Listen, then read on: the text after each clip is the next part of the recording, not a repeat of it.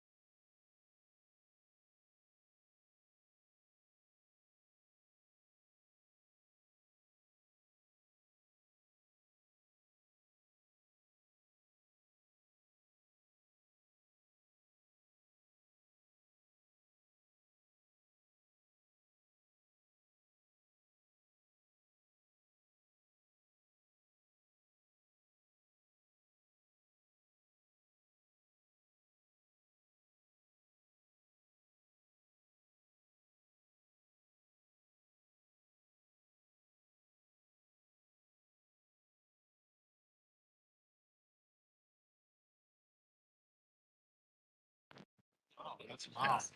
It's a big deal.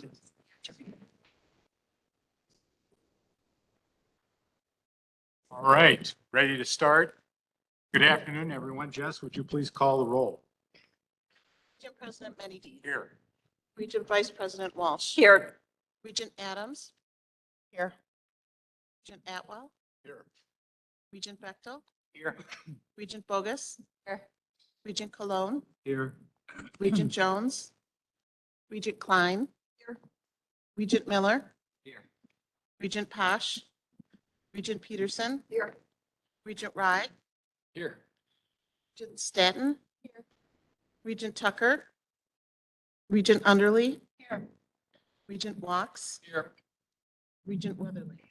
Here. Have a quorum. Thank you, Jess. Well, before we get to the matters on today's agenda, are there any board members who wish to declare any conflicts of interest regarding today's open session agenda?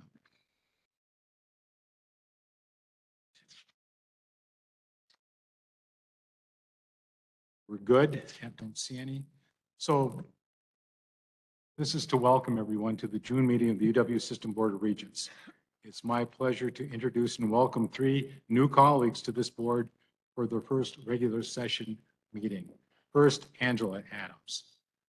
Angela is the Chief Communications and Diversity Officer of Goodwill Industries of Southeastern Wisconsin and Metropolitan Chicago.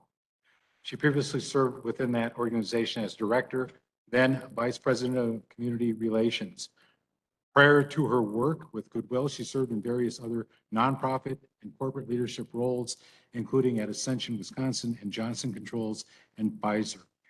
Angela earned her bachelor's degree in business administration from Florida A&M University, and she earned her master's degree in strategic communication and leadership from Seton Hall University. Regent Adams, would you like to say a few words?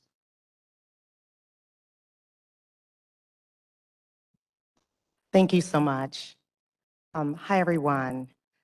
Let me just first start by saying thank you. I'm honored that Governor Evers appointed me to serve alongside such a distinguished group of professionals, academic leaders, and community stakeholders creating impact across the entire state of Wisconsin. Serving as a regent is an awesome responsibility that I look forward to leaning into. I imagine that a post-secondary education has been either a game changer, a force multiplier, or maybe even both that enables many of us to live the lives that we enjoy today. This is absolutely true for me as a first-generation graduate in my family. So in my day-to-day work at Goodwill, we operate from the premise that everyone deserves the opportunity to thrive. It's the power of work and gaining power skills, through access to education that really changes the game. And so I look forward to listening, learning, adding value to the discussion and the decisions that allow people across our state, the country, and the world to gain the confidence and skills to chase their dreams and transform their lives and their communities through a UW System world-class education. So thank you so much to my fellow regents for the warm welcome and to the UW System staff for the warm welcome. Thank you.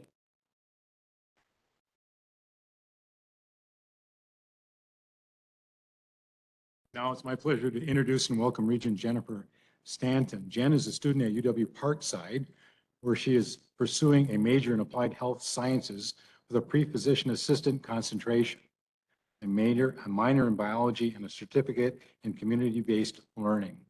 Jen previously served in the U.S. Army in various roles from 2007 to 2014, including as a combat medic deployed in Iraq and Afghanistan. Welcome, Regent Stanton. Would you like to say a few words?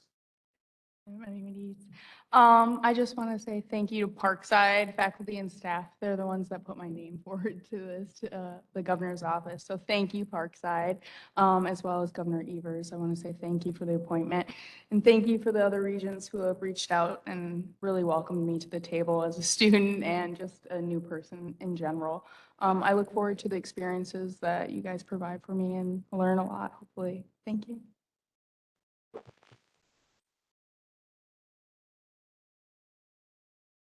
And now it's my pleasure to introduce and welcome Regent Dana Walks. This is going to be the first time Regent Walks and I have worked together on the same issues. Usually we're opposite each other in court. In fact, the last time I saw him, I handed him a big check for one of his phony clients. I mean,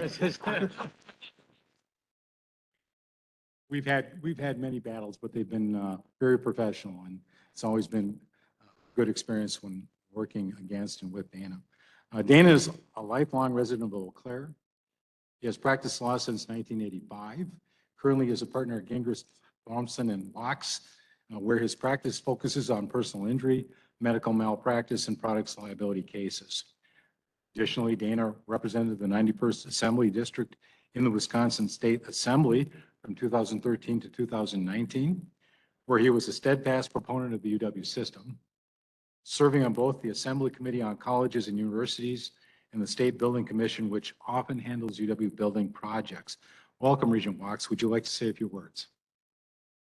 First of all, I object to the comments of the president, but it's an honor and a privilege to be here. I very much appreciate it, and I thank the governor for this honor. I am a firm believer that the most critical economic engine of this state is this UW system. It's a diamond that needs to be cherished and enhanced if at all possible. So this is an honor and a privilege, and I very much look forward to working with you folks.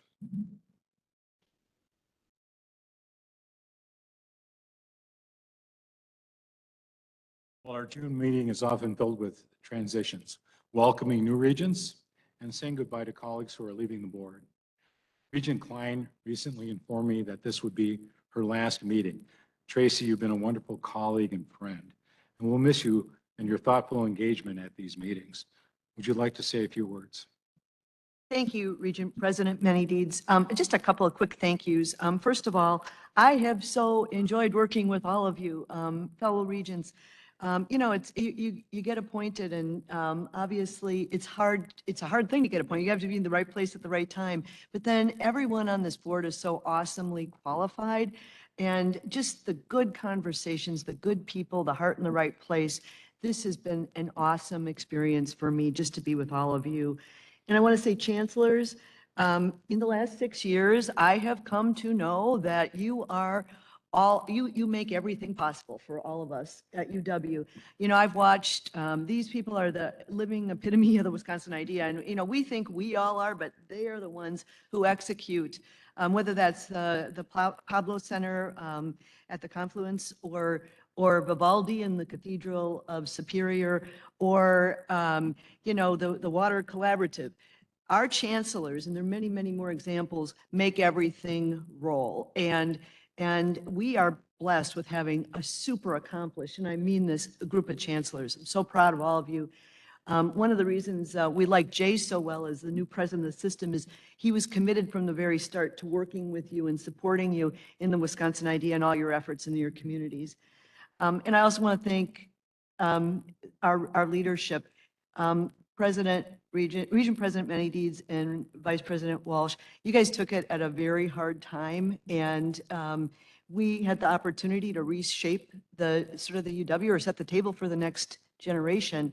And we attracted, with your steady leadership and these two awesome leaders. So I couldn't be, you know, more excited. You'll all meet Dean Mnookin soon, but she is just a bright light. She is a rising star in academics across this country. We're going to be so glad we recruited her here. And for those of you, you know, all have met and know now and are working with President Rothman. I've known him a lot of years. He is a humble person. He's so thoughtful, and he is almost best situated of anybody I've ever met to lead this complex university through the change. And so I kind of leave thinking to myself, wow, I can feel a sense of accomplishment that we're on the right track. And I'm a phone call away. I'm happy to help in any way other than traveling to far outposts and sleeping in strange motel rooms. But I wish you all the best, and I'll be around for the next 2 days.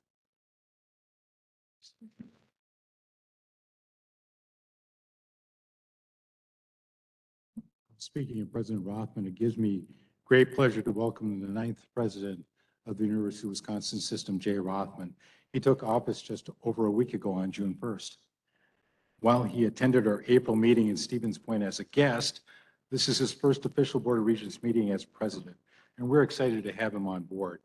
Jay comes to us from Foley and Lardner, a law firm in Milwaukee, where he served as CEO and chairman since 2011. He had been a member of that firm since 1986. He doesn't look that old, but yes, he is. Jay's leadership and executive management skills will be invaluable for our university system moving forward. I'm confident that in partnership with our chancellors, faculty, and staff, he will strengthen the UW for our students and the people of Wisconsin. Jay has deep ties to the state. He was raised on a small farm outside of Wausau. His parents attended UW-Stevens Point. His mother received a bachelor and master's degree from UW-Stevens Point. His mother is a retired school teacher, and his father was a dentist. He has 2 adult children. One of them graduated from UW-Madison. Aside from his time at Harvard Law School and a year clerking for a federal judge, 2 minor accomplishments, he has spent his whole life in Wisconsin. And we're pleased to have him join us at the University of Wisconsin System. President Rothman, would you like to say a few words? Thank you very much, President Many Deeds, for those kind words. And Regent Klein Tracy, thank you for your kind words as well. Very heartfelt and very much appreciated.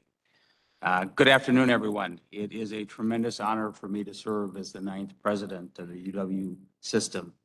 I am truly humbled by this opportunity. The UW system has one of the richest traditions in American public higher education, and we all can and should be proud of the system and its family of universities. Our 13 universities, and more importantly, the people who make us who we are, change the trajectory of lives every single day, drive critical research, improve communities, and quite simply move Wisconsin forward. The Wisconsin idea is alive and well here, and I am excited to get behind our mission, and we'll do all that I can, working closely with my colleagues and all of the various important stakeholders to help make the UW system the best it can be. I believe our goal should be to ensure that the UW system is the best university system in the country. That is our goal, and that is our objective moving forward. Well, once again, President Rothman, welcome. And at this time, I believe you have some introductions to make for us. Yes, I do, President Many Deeds. Thank you. We have a number of our colleagues around the UW system who will be serving in new roles, and I'd like to take this opportunity to introduce them to the board. I would ask each of our team members to stand when I mention your name. As you know, UW-Madison recently announced that Jennifer Mnuchin, Dean of the School of Law at UCLA, has been named the successor to Chancellor Rebecca Blank. Jennifer will join us on August 4th. So until her arrival, John Carl Schultz, UW's Provost and Vice Chancellor for Academic Affairs, is now serving as Interim Chancellor of the flagship. I'd like to extend my personal thanks to Carl. And Carl, you should stand up for serving.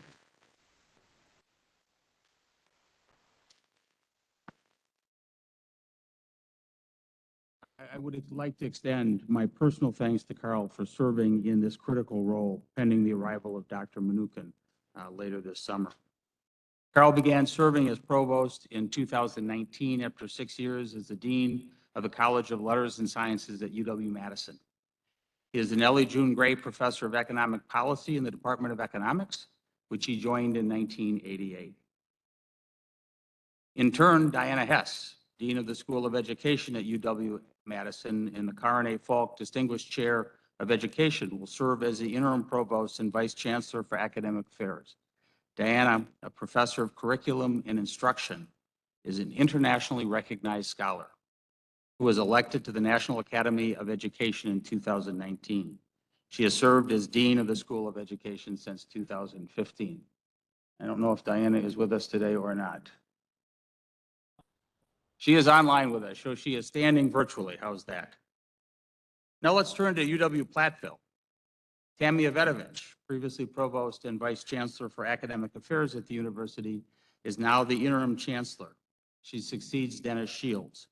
Prior to joining UW-Platteville in 2020, she served in a variety of roles at Wayne State College in Wayne, Nebraska for 20 years. So Tammy.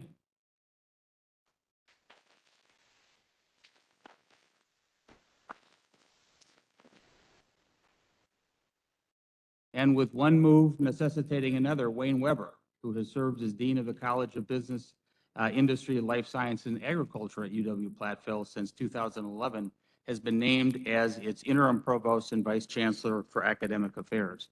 Wayne came to the university as a biology professor in 1997 and became department chair in 2022. And is Wayne with us today? There he is.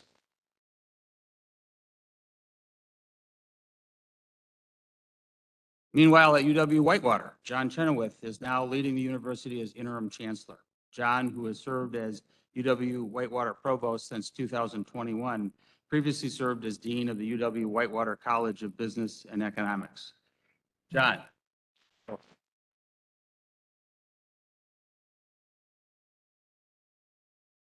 Robin Fox, who has served UW-Whitewater for 32 years, most recently as dean of the College of Education and Professional Studies, now has been named the university's interim provost and vice chancellor for academic affairs.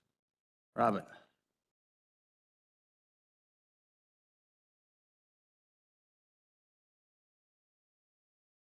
In other leadership news, Rob Kramer was recently named vice chancellor for finance and administration at UW-Madison after serving in an interim capacity in that role since May of 2021. He previously served as interim vice chancellor for facilities planning and management at UW-Madison and vice president for administration at UW-System. I saw Rob earlier. There he is.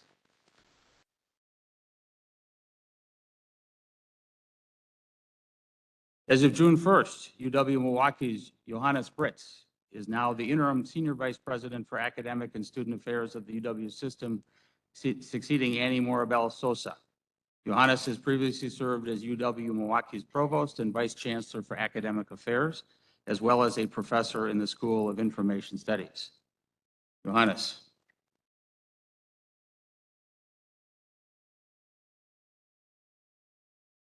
With Johannes's move to the UW system, Scott Gronard is now serving as interim provost and vice chancellor of academic affairs at UW-Milwaukee. For the past 4 years, Scott has been UWM's dean of the College of Letters and Science, the university's largest academic unit. He is also a professor of chemistry and biochemistry. Scott.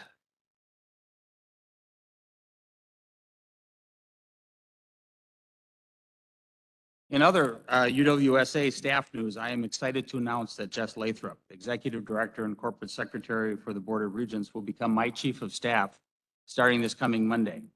On a personal note, I am delighted that Jess agreed to serve in this critical role to support the system. So, Jess, you need to stand up, and I'm sorry the Regents are very mad at me because I have stolen Jess, and that's quite a way to...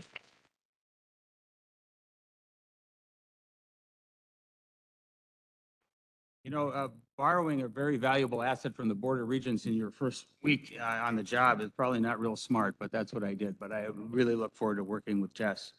In turn, Megan Wasley, currently Senior Executive Assistant, will assume Jess's role in the board office as interim. And Megan's over here.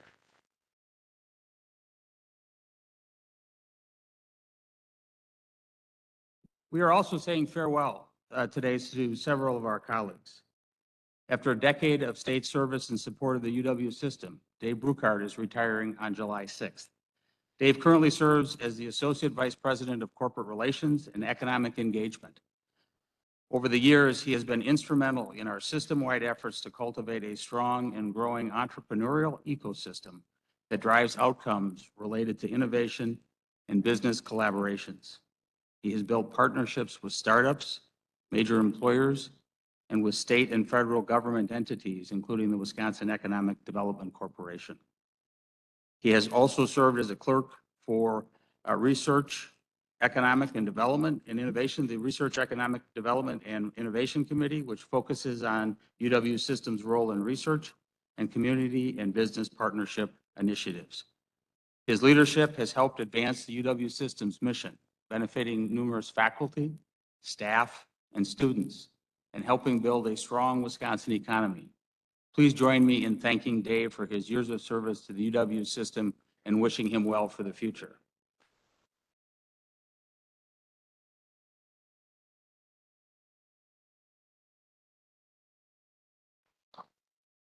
We are also saying farewell to Carleen Van de Zand, currently serving as UW Systems Associate Vice President for Academic Programs and Faculty Advancement. Carleen has spent more than 2 decades as part of the UW system family, with 10 years at UWSA, 9 years at UW-Oshkosh, and another 2 years at UWSA while a graduate student. In her current role, her areas of responsibility include all academic program actions, accreditation, policy development and analysis, faculty professional development, international education, articulation agreements, curriculum transfer, collaborative programs, language programs, high-impact practices, educational innovation, and applied research. It's quite a list of areas of responsibility, isn't it? Her list of accomplishments is as impressive as it is long, but let me offer just a few highlights. Carleen played a key role in expanding the Universal Credit Transfer Agreement and the approval of the liberal arts transfer degrees from the Wisconsin Technical College system to foster the portability of credentials and courses between WTCS and the UW system. This is a win-win for students and for the state of Wisconsin. She also was instrumental in the approval by the Higher Learning Commission of the restructuring of the UW colleges several years ago. Carleen oversaw the successful Lumina and Nash grant for equity-minded, high-impact practices and contributed to a full review of Regent and system academic policies. She's been an active member of the peer review core of the Higher Learning Commission since 2005 and serves on the Institutional Actions Council of the HLC. She also serves on the National Association of System Heads Steering Committee and has worked on initiatives related to transfer and high-impact practices at the national level. Carleen will begin a new position in July with the National Association of System Heads in Washington, D.C., working on institutes and national initiatives. She will also continue to serve the Higher Learning Commission. In that role, we'll get to continue to work with Carleen, so we are very pleased about that. But for today, please join me in thanking her for her extraordinary career with us and wishing her continued success with her future endeavors. Carleen.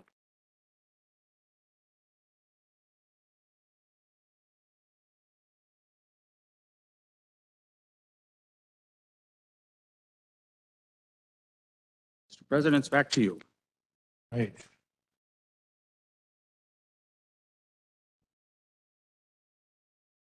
Normally, I wouldn't come up to the podium, but Jess gives me directions to go to the podium. And one thing I did learn when I became president of the Board of Regents was you can do whatever you want as long as it's okay with Jess. So I'm up here. This is a happy thing that I'm going to do. It's a good thing. I've known Mike Falbo for a long time. Mike, as you know, has served as interim president of the University of Wisconsin system for the last 2.5 months. I know it seems like 2.5 years, but it's only been 2.5 months.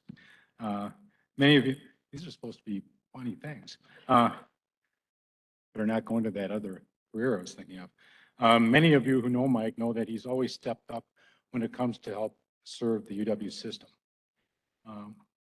When Mike, in his chosen profession as a banker, yeah, that's right, he was a banker.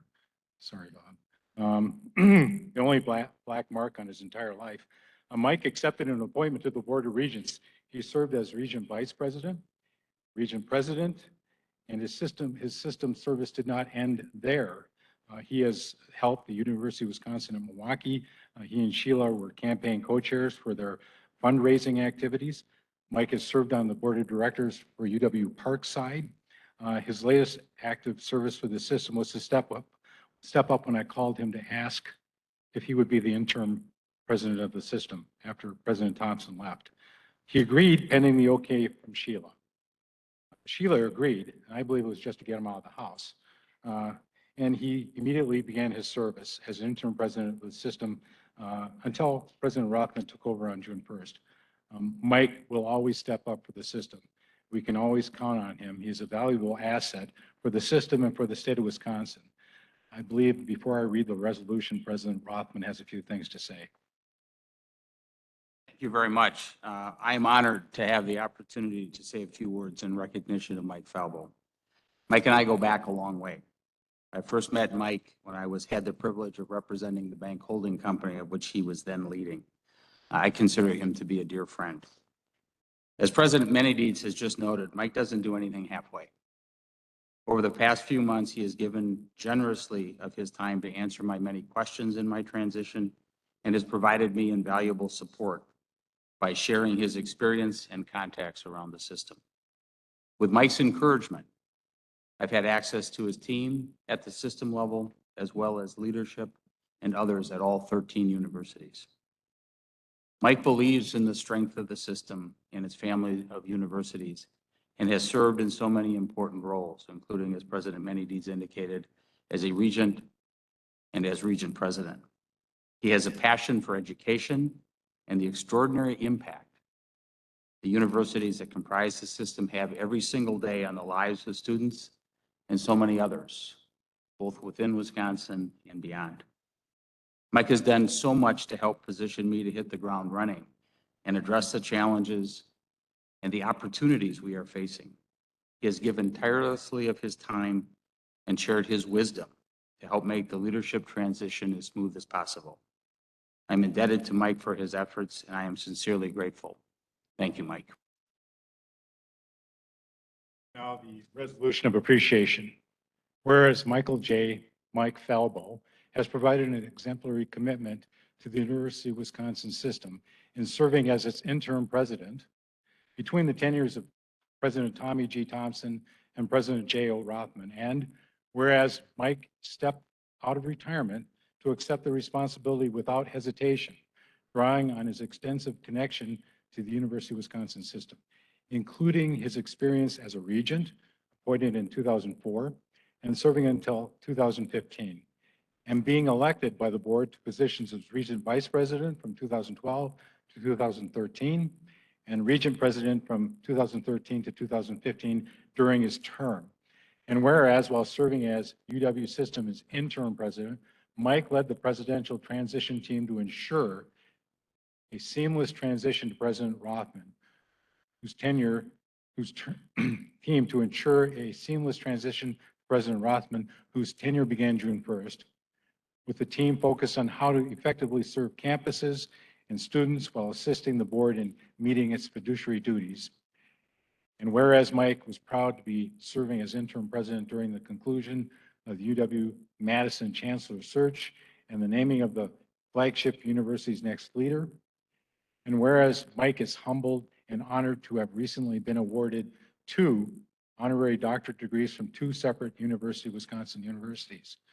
An honorary doctor of human letters from UW-Parkside, his alma mater, and an honorary doctor of entrepreneurship from UW-Milwaukee, where Mike and his wife Sheila were campaign co-chairs for the university-wide fundraising effort Made in Milwaukee, Shaping the World, the campaign for UWM.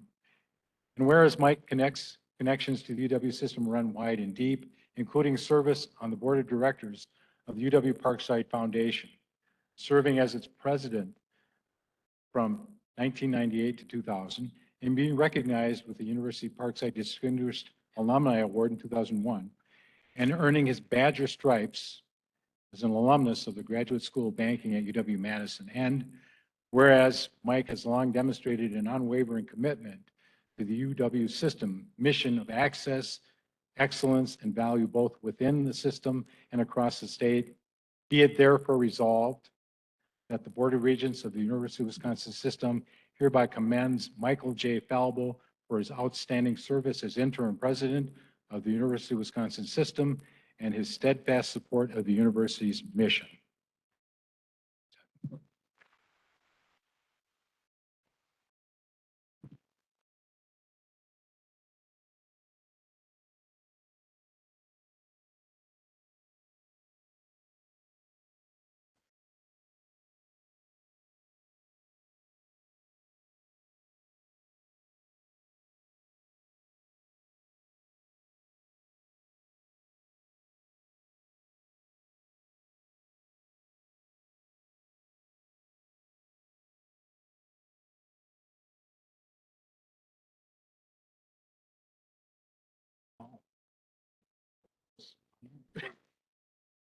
You have to hold both of them. It's all these pearls and things. We're looking on confidence in your leaders.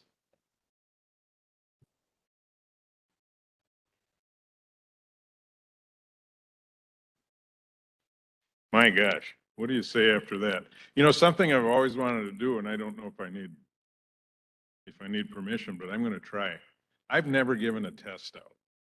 So I want to, if you're all game and everybody out here, I'd like to give you a little test. So if you have a pencil and paper, you can do it in your head.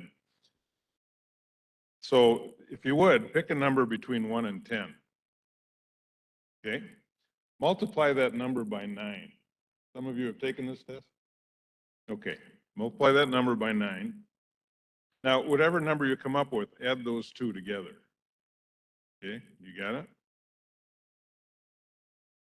Subtract 5. It's a quick test. Now, find the equivalent letter in the alphabet that matches your number. So A is 1, B is 2. Okay? Think of a country that begins with that letter. Okay, now take the second letter of that country and think of an animal that starts with that letter.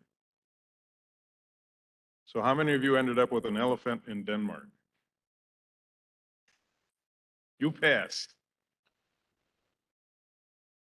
Thank you for allowing me to do that. Sometimes this is such an honor, but sometimes you look, maybe look in the mirror and you see that you might be getting older. And you reach a point when you stop lying about your age and start bragging about it. And as the older we get, fewer things worth waiting in line for. So I'm feeling old. I'm feeling very proud, and I'm feeling that I'm maybe writing off at a good time for me and Sheila. I'd like to talk a little bit about what I see, very little, and because so many times and so many things are coming at you that are negative. And I want to talk about some positives. I want to talk about things, but also challenges. So it's a basic law of physics that for every action, there's an equal and opposite reaction. This law applies to political science as well as physical science. Radical and violent action on the extreme left can only result in equally radical and violent action on the extreme right. The clash of these counter forces can only cloud the true issue of our day and cause all to lose perspective of the actual problem, which vitally needs constructive solutions. This was part of a commencement address given here at UW-Milwaukee in 1969 by Jack Pelisek, who was one of the founders of the system. Has much changed? So your job and your job description pretty much remains the same as it was in 69 and probably in the 70s and probably in the 80s. And you're up to that challenge, I know that. I have a few more of those examples, but I'm gonna skip those. The University of Wisconsin system is the state's primary magnet for developing, attracting, and retaining talent. We met a young student from UWM today, and Jay asked her a question. What's the chance that she's from Illinois? She's out here somewhere. What's the chances of, after you graduate, staying in Wisconsin? She said 50-50. So we have a chance, and we're going to work harder at it to make sure it's much more than 50-50. Continue to improve services to all campuses in all ways at all times. Ensure student success by being the best you can be. With the guidance you receive from the chancellors, the faculty and staff, and the Board of Regents, continue the path of collaboration, support, and excellence. Create the future. Under the guidance of your new president and my old friend, Jay Rothman, turn the page. To some degree, lose the past. Look for new and better ways to serve students and to serve campuses. Create the future. To the chancellors, continue to provide leadership, open minds, direct our efforts, take us to the next level, create the future. Faculty and staff, renew your commitment to students, continue your road to success, nourish your big hearts, create the future. Now, I said create the future quite a few times, and I have this little thing, I've used it too much, but I might have to redo it someday, but it's about the future. The future is not the result of choices among alternative paths offered. It is a place that is created. Created first in mind and will. Created next in activity. The future is not some place we are going to, but one we are creating. The paths to it are not found, but made. And the activity of making them changes both the maker and the destination. I can't thank everybody individually. It would take too long. You have a lot of business to get to, I know. But I need to thank Jess, Nicole, and David for keeping me straight, keeping me grounded, which Jay, I'm sure they will do for you if they haven't already. And you are the best. Thank you guys for all you do. And to my friend Jay, salute. Thank you all for allowing me to be a part of something I couldn't ever dream of. And thank you for the kindness you have shown Sheila and myself. Take me home, dear.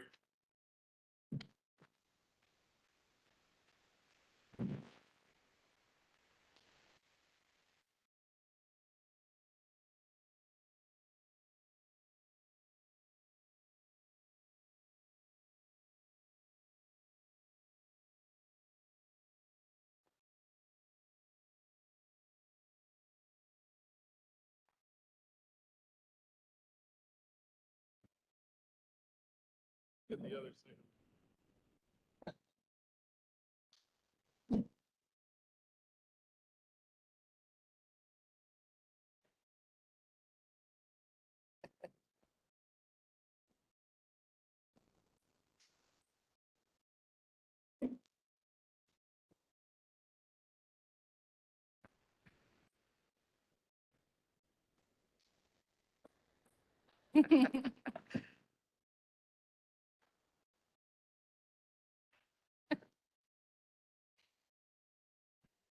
Right. The records of the February 9th, 10th, and April 7th and 8th, 2022 meetings of the UW System Board of Regents, the April 26th, 2022 meeting of the Executive Committee of the UW System Board of Regents, and the May 16th, 2020 special meeting of the UW System Board of Regents have been provided. May I have a motion to approve these records? Move. Second? Second. All those in favor? Thank you. The report of the Wisconsin Technical College System Board has been provided. Are there any comments or questions? Seeing none, I am going to give a brief update on our current chancellor searches. Last month, Interim President Falbo and I announced the appointment of the 12-member UW-Whitewater Search and Screen Committee, which will be chaired by Regent Amy Bogus. Lynn Gilbertson, Associate Professor and Department Chair in the College of Education and Professional Studies, will serve as Vice Chair. Members of the committee include campus faculty, staff, a student, and community alumni representatives, as well as regents Hector Colon, Ashok Rai, Jill Underly, and Kyle Weather. Next week, President Rothman and the next president will charge members with their mission. The national search will be officially launched in July with the assistance of the executive search firm Essex Miller. Search and Screen Committee will identify and interview candidates and then forward recommendations to a special regent committee that will include Regents Bogus, Cologne, Rye, Underly, and Weatherly. As always, a successful finalist candidate will be required the approval of this full board. This is the new regents. This is something that takes place that you're not going to fully understand and you will have questions about. and leadership will be happy to answer about the process and what goes into it so that you can be assured that when the committee gives its recommendation to this full board, that they have vetted, they've questioned, they've asked everything that needs to be asked, and they've interviewed and had the campus and our other people that are involved in that particular campus, all the interested parties have agreed upon this person as being the one that's right for the job. And you have to trust in that, but you also have the right to ask questions about what goes on. And depending on what time you are in the process, you will be given answers. Sometimes there are agreements signed that we can't divulge certain information, but these are all things that go into the process. I know I didn't know a lot about it when I started, and it was kind of confusing for me, and I didn't understand it, but believe me, we will have people that will answer questions for you, all right? So finally, the Search and Screen Committee for the UW-Platteville Chancellor will be chaired by Regent Chris Peterson. Over the next several weeks, President Rothman will be working with Regent leadership to identify committee members. I expect the committee to begin its work this fall and conclude the search in early 2023. That concludes my report. Over to you, President Rothman. Thank you, Ed. Well, I've been on the job officially for just over a week now. I've spent a lot of time between my appointment in January and my June 1st start date simply listening. As I mentioned earlier, Mike Falbo, among so many others, have assisted me in the onboarding process, and I am grateful for all of those efforts. Over the last several months, I've had the opportunity to participate in Chancellor meetings, in meetings of the transition team, and in meetings of the senior leadership of the UW System Administration. President Many Deeds and Vice President Walsh likewise have been very generous with their time and guidance in my transition process, and I thank you both for that. In addition, I've had the pleasure of meeting with representatives of shared governance who have provided me with their very insightful perspectives. People have been candid, open, and straightforward in talking about the challenges, but more importantly about the opportunities that lie ahead for the UW system. I also have had the opportunity to speak with other stakeholders, including members of the legislature, the executive branch, and the business community. Suffice it to say that I have had a number of opportunities to listen, which I plan to do on a going forward basis. As we consider the system more generally and the universities that comprise it, it is clear to me that each campus has its own unique needs. But it is also clear that there are significant areas of shared concern and shared approach. What is undoubtedly clear as well is that we are much stronger and formidable when we work together. In order for us to fulfill the promise of the Wisconsin idea, we know we need to address the public's perception of the value that a university education provides. In fact, that will be the focus of a roundtable discussion later this afternoon. We also need to create opportunities for thoughtful, serious, and civil debate on pressing issues in our search for truth. Public universities are an important venue for this to take place, where we have a responsibility to foster the twin principles of freedom of expression and civil discourse. Our 13 universities are already doing a lot of things well in this area and taking the initiative to do more. We also know we need to expand our efforts in the area of diversity, equity, and inclusion. This means ensuring our student recruitment efforts consider underrepresented racial and ethnic minorities, as well as diversity among socioeconomic status, while also being focused on diversifying our faculty and staff and leadership. We need to build on the relationships with the business community and make sure we address the needs of businesses on which the economic viability of Wisconsin is inextricably linked. We also know we need to deliver our educational services in a cost-effective manner while assuring that the quality of education is never compromised. And among many other points, we know we need to ensure our focus on access and affordability continues. To better assess our affordability, we are undertaking an in-depth review coming at it from two different perspectives. One perspective being comparing ourselves to our peer institutions.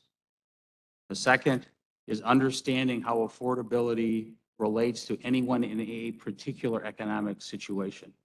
Because we could be competitive with our peers, but if somebody can't afford it given their economic means, they won't have access to a university education, and that will hurt the state. The family of universities that comprise the system develop talent and create opportunity through education and research for all of us in this state. Our 13 UW universities working collectively are uniquely positioned throughout Wisconsin to transform countless lives. To achieve that potential, however, we need to think strategically, plan purposefully, and aim high. We need to know where we want to go and who we want to be, and then we need to develop a plan about how we're going to get there. In that regard, we are in initial stages of a strategic planning process. As I look ahead, I expect the UW system to develop a clear strategic plan in a transparent manner, focusing on ongoing feedback and improvement. As a team, we look forward to continuing that discussion throughout this summer with the goal of presenting a draft plan for consideration by this board at the meeting in September. There is no doubt that higher education in general is facing some tough challenges, but I have no doubt that the University of Wisconsin system is well positioned to turn challenge into opportunity. In the process, we get to create a new chapter for this great university system. To me, this reflects our commitment to the Wisconsin idea, that noble aspiration that the university should influence people's lives beyond the boundaries of a classroom. That noble purpose, that Wisconsin idea, has guided the UW for more than a century. The philosophy remains, however, as bold, compelling, and uniquely Wisconsin today as it did in the past. For the past several months, I have been asking a lot of questions and doing a lot of listening. One thing that has come through very strong is that we should all take pride in this organization of which we are a part. We should be proud of what this system does for our state. Our people regularly achieve extraordinary things, both at our universities and at the world beyond. I can't help but wonder what this state would look like without the universities that comprise the system. I ask you to think about that for a second. What would this state look like without these universities?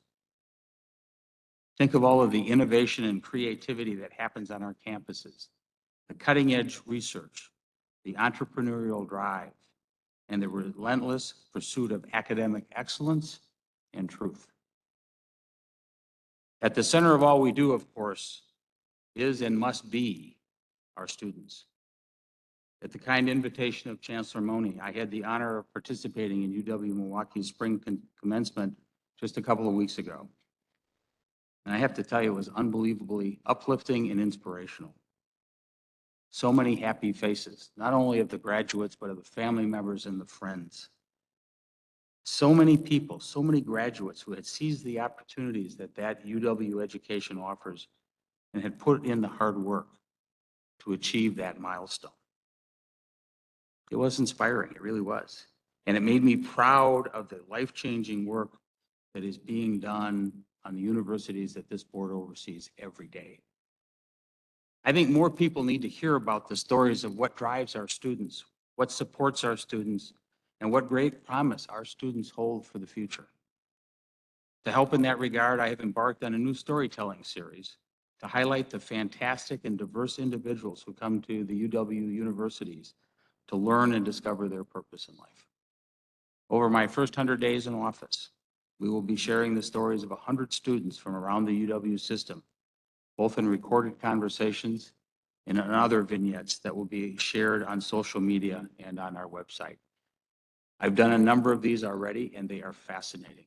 It makes you so proud to see the quality of student and the thought process and the level of engagement is really extraordinary and something I think we should all be proud of. I hope you have an opportunity to check out some of these stories. They're also a tribute to our faculty and staff. a tribute to our faculty and staff, because those are the people who make it happen every single day on campus. We can be proud of all that they do. Finally, I'd like to share one other piece of really good news to close my report. It has come to my attention that UW River Falls Chancellor Maria Gallo was recently elected for a 2-year term as chair of the American Council on Education Women's Network Council. That is a mouthful. The ACE Council is a national system of networks within each state, Puerto Rico, and the District of Columbia, with the goal of advancing and supporting women in higher education. This is a true honor for Chancellor Gallo. Only 30% of the nation's colleges and university presidents are women, up from a few percentage points over the past decade. It is worth noting, however, that when Jennifer Mnuchin takes her office, 6 of UW's 13 universities will have female chancellors, including one in an interim role. So congratulations, Chancellor Gallo, and best wishes on your new charge.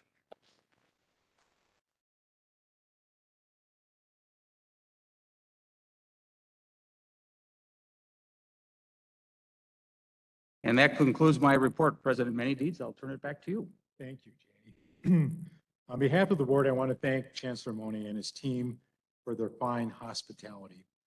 Our annual visit to UW-Milwaukee always includes new, exciting ideas and activities happening on campus. We're glad to be back, and we hope to look forward to hearing and seeing more about the developments at UWM since the last time we were here. Chancellor Mone, the floor is yours.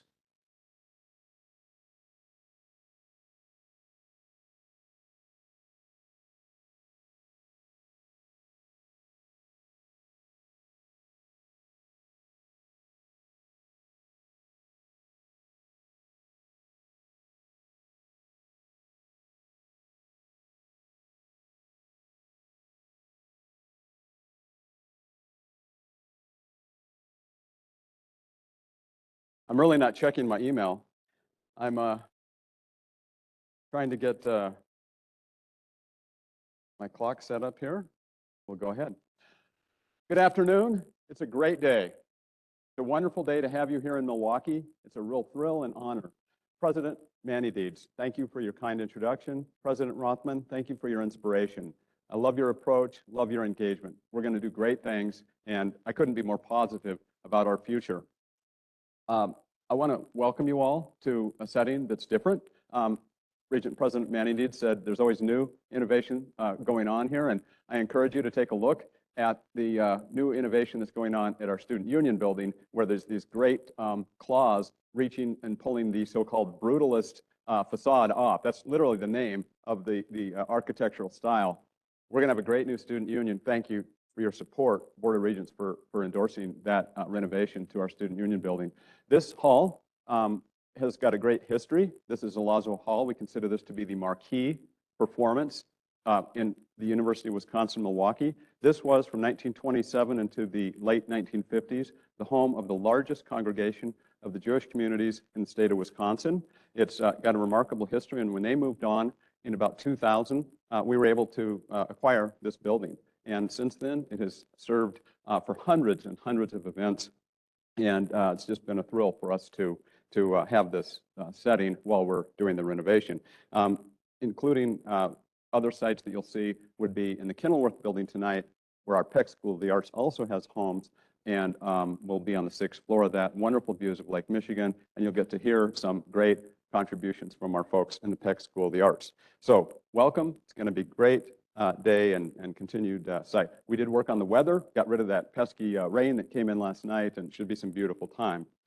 I do want to honor those who inhabited the land before us. If you will, let me please read an acknowledgement. We acknowledge in Milwaukee that we're on the traditional Potawatomi, Ho-Chunk, and Menominee homeland along the southwest shores of Michigamme, North America's largest system of Great Lakes, where the Milwaukee, Menominee, and Kinnickinnic rivers meet, and the people of Wisconsin's sovereign and Anishinaabe, Ho-Chunk, Menominee, Oneida, and Mohican nations remain present. I'd like to share, as I always do, just a quick snapshot of what we'll talk about today. I'll talk a little bit about some background facts and things that you probably don't know, some updates since you've been on our campus last. This is an audience that does not need a lot of background on the higher education challenges, but I will make it specific to what's happening in Milwaukee. But I also really want to talk about what we're doing to address those particular challenges. I think that's not only important, but really something that we need to see outcomes and have accountability around the types of investments and how we allocate our time and resources. And then, of course, make a case for what we're doing here at Milwaukee is something that's great for the state of Wisconsin. So I'll elaborate on that a little bit. I will give my punchline away. I don't believe in suspense. Let's just talk about this right now, about how central UW-Milwaukee is to so many of the dilemmas that are facing us. Don't do it. That's a perspective. Seems like the mic is going in and out. Is that okay? So I don't think that's on my side. I'm holding pretty still, but we'll see if we can address that. We need, and we very much look forward to the kinds of support that you've given Milwaukee. We look forward to that being something where we can help and continue to strengthen the region and accordingly the state of Wisconsin. Every campus in this region, well, let me back up. One more acknowledgement. Our faculty and staff, just like what you saw in the presentation so far today, I couldn't be more proud of them. I call their work heroic.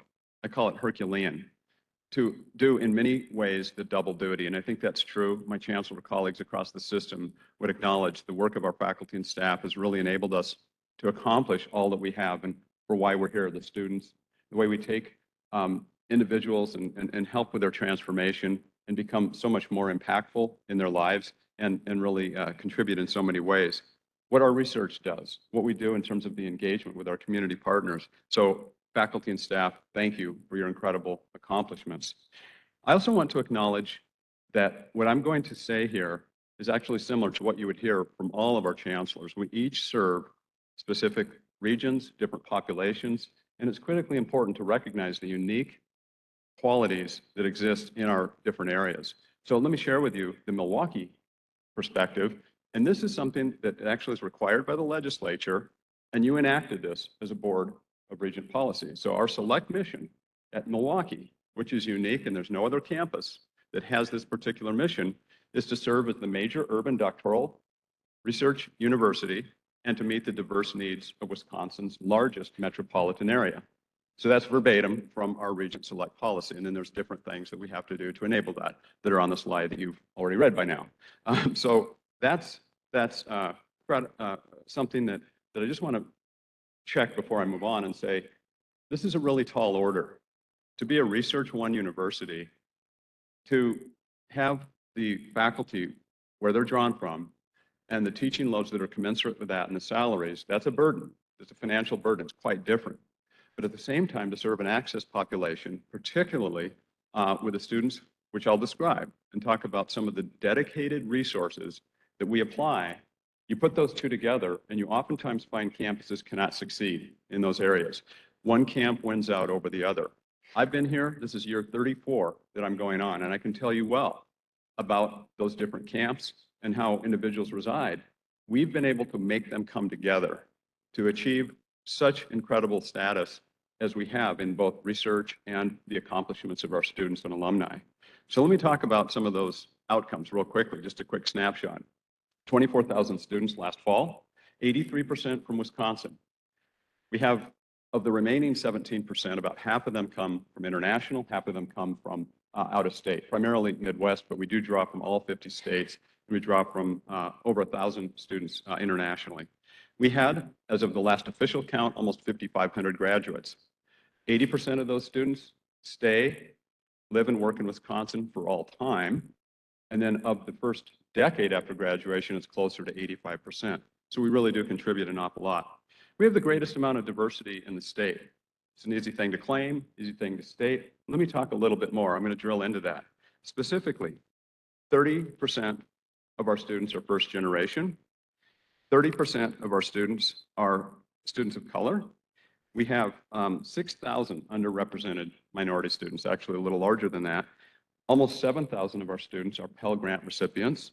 We have over 1,000 military veteran students, and we are consistently sharing this honor with Green Bay and Eau Claire, consistently in the top 20 to 25 LGBTQ plus universities in the country, not 20, 25%, absolute number, top 20, top 25. We are one of 136 Research One universities. That's out of 4,500 that are eligible. And we're also one of 363 Carnegie engaged universities. These are not accidents. A lot of intentionality, a lot of your support has enabled us to have that. So there's some things that you might not know about UWM. Snapshot, a few updates. We have the largest number of programs that are online. We have 850 online classes, 46 online degree programs. We're one of the leading, with 11,500 students online, one of the leading universities in the state. We also are the highest ranked in the state with regard to overall online programs. We're number 39 out of 1,700 campuses. Psychology is number 9, film number 5. A number of programs that are in the top 5 to 10 programs. It's pretty neat. We have, in the nursing program side, we have the largest nursing program in the state, and we're also among the highest ranked in the country. U.S. News and World Report, we had been at the master's and DNP level, we had been in the top 5%, I'm sorry, in the top 10%, and now we've added the undergraduate. So with across all those programs, we're in the top 12% or above. So it's pretty high, but I want to acknowledge that as great and as large as we are, as all my colleagues with nursing programs would tell you, we're still not at all addressing the needs that exist in the state of Wisconsin. We need so much more. And that, frankly, is a comment that I'm going to make about so many things in this presentation. However good I might say we are, we need to be even better. And that's really what's critical. So, President Rothman, your aspiration for us to be the best, we're all in. Let's go for that. Top 4% of film programs in the world. This is pretty neat. 350 film programs in the world considered in 2 different rankings that consistently put us there. The only school of freshwater science. And that enables us to have a great position in terms of positioning for research, for faculty, and particularly with our new undergraduate program in freshwater. I'm especially proud of this because we've not only been consistently moving from bronze military to silver, which we were last year. This year, we jumped in 2 ways. Not only top 10, top 5, the 5th, not 5th percentile, number 5 in the country in terms of military-friendly, military supportive, and we have achieved this gold status. So it's pretty neat to be at that rank and then have that gold status.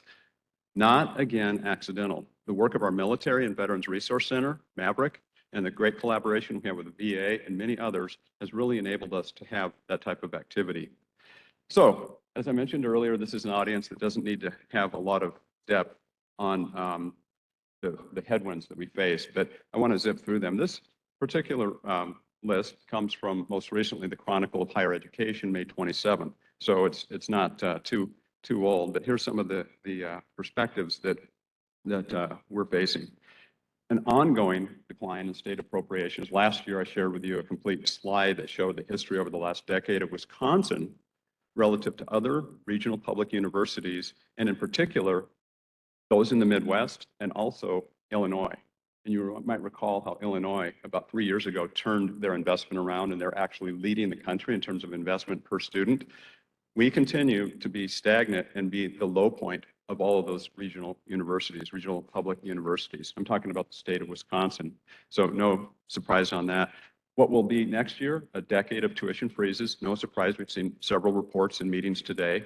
And for the 2-year colleges, of which our campus has 2, that has been going on for actually more than a dozen years. So that really does inhibit your ability to move forward and be sustainable. Economic downturn. This week's Economist talked about the cover story, looming recession. We're not technically in a recession right now, but certainly we feel the downturn. And why that's so important is that historically, there would be a counter-cyclical enrollment effect when we enter these downturns. We are not seeing that in the last few starts of the blips, and I don't think we can expect that in the future. There's simply too many alternatives to education. And so that leads us then to what we see today, which is nationally, the latest data show a 3% enrollment decline across the board for all universities. And you might have seen a few weeks ago, the privates in Wisconsin that experienced in the last year a 9% enrollment decline. We're members of several different organizations with publics and privates 2 and 4 years, and I can tell you the private institutions are doing deeper discounts. They're going to operate very aggressively, and it's going to be an all all-out war from an enrollment perspective in terms of really aggressive targeting.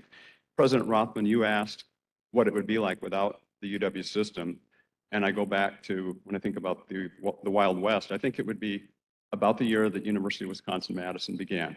Immediately, the one answer that came to mind, it would be 1848, it would be 1850s. That's what I think we would have in terms of the retarding of progress, the way that we would lose out on so many of the different qualities that you aspire to. So enrollments are challenging for us all in a number of different fronts, not just the financial impact, but the number of individuals in society without access to education, oftentimes because of price and other things. Dissatisfaction in the direction, cost of college. There's countless polls on this. This week, yesterday's clip sheets, you might recall, clip sheets from the University Business Update.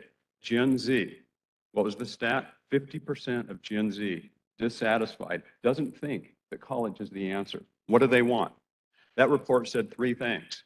They want shorter time to degree, they want better access to career paths, and they want cheaper, more affordable degrees. Are we listening? That's the kind of edge that these articles increasingly have. Go to the Gallup poll. I've shared this kind of information with you in the past. Republican or Democrat, increasingly we're seeing bipartisan support for angst with the direction that colleges are going. Public perceptions of the value of higher education from a number of different perspectives play right into that. And finally, this is what's nice about Wisconsin. We can ignore this one, it doesn't exist. There's no division here, we're all on the same page. Okay, challenges, regional equity. Let me just talk for a moment, because what I'm doing now is moving from the big picture to some things that are more specific. There are no shortage of challenges that I could talk about, but I think it's most appropriate to talk about access issues in particular because of our mission. I'll then segue into research and show how those two play together. But in particular, I'm not going to focus on environmental issues, manufacturing, healthcare. We're not going to go down that path. We're going to just really look at some of the things that are happening with regard to the regional equity, some of the numbers.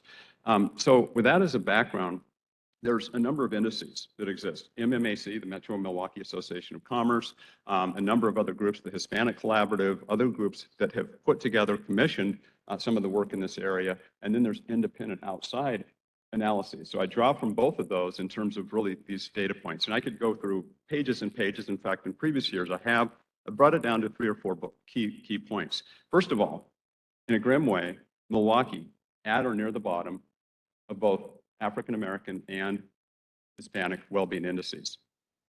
Very concerning. If Nancy Hernandez didn't have a conflict, she would be here today. She's the head of the Hispanic Collaborative. And she's a great partner for UWM in terms of a lot of the ways that we're addressing these issues that we'll talk about. But very, very important, just like with Eve Hall at the Milwaukee Urban League, some of the work that we're trying to do to address this. These are long-standing issues that got us here. Here's a couple of other things, particularly Black poverty rate, 4.7 to 1, 49th out of 50th. There's only 3 other communities in this country that have a greater rate of difference there. Our incarceration rate for Blacks versus white is 10 times. Very concerning. On the Hispanic side, 80% of the Hispanic workforce is clustered into 4 different occupations that are under $40,000. Think about that for a moment. How do you have family-sustaining jobs when 80% of any particular population is held back into occupations at that level? The final news that came out this week is particularly challenging. We should all be very concerned. Is something that talks about Wisconsin overall, not this region, but Wisconsin compared to all other states. We're the 50th out of 50 states in racial equality. You see this graphically, and I'm happy to include as a follow-up this link to this. It's very grim to see who's ahead of us and just what the indicators. There's 6 sub-metrics that put this all together. It's just very, very concerning. So with that, what I'd like to share with you is some information that puts this then more specific to education and what we are and need to be doing more. So in that context, let's bring it home and talk about the linkages, and this is going to be a very persistent theme in my talk. I'm going to talk about the relationship between education and employment, because that, in my opinion, and what our DNA, what we're really built for, is really helping to address that. And Regent Adams, you're right on. You talk about education as that force multiplier, the game changer. That's our core, absolute belief. So agree with you more. So let's take a look at some of the stats real quick. Some of these you've perhaps seen before in different formats, and I'm going to share with you first just some background. And for everyone to know, I'm focusing on the southeastern 7 counties, so that's what's highlighted on this map. These southeastern 7 counties include 35% of the white population in the state, 80% of the African American, and almost 60% of the Hispanic population. So let's start with that as a given. Because when we talk about the impact here, and we talk about this region's impact, you have to think about, geez, we have a majority of, you can think about that, and then that really drives then a lot of the rest of the state in a huge way. So for the white population, 95% of the high school graduation rate, pretty close to the national average, and also close to the national average, our overall college graduation rate for the white population. But you've already dropped down to the next 2 columns, and you see or the next 2 rows. For the Black population, this is, by the way, for individuals 25 to 64. Okay, so the general in the workforce. 83% high school graduation rate, so drops down, and 14% college graduation, not even half of that of the white population. And of course, Hispanic, 59%, 69% graduation rate. Why I say, of course, it's because you've got a lot of migration. You've got a lot of folks that come in from elsewhere. So this isn't necessarily just part of the pipeline. This is what happens when you have a lot of migratory patterns. So you have 69%, and again, the same college graduation rate. You can extrapolate, you could leap logically from this to, so what happens in the workplace? What happens from an employment perspective? And just think about this for a moment. What opportunities are afforded or denied because of education? Why I became a college student, why I was a first-gen college student, was because of exactly the type of issue that doors were closed and I couldn't advance. But for how many people are there not doors that you could have? Now, I was, in college in the 70s, and it was very much more affordable. That's simply not the case today. So look at what happens. You don't have to do a logical leap. I'm going to show you the data. This is the absolute most recent data from the last few weeks. For white populations, the median household income is 75 and change, 8% poverty rate.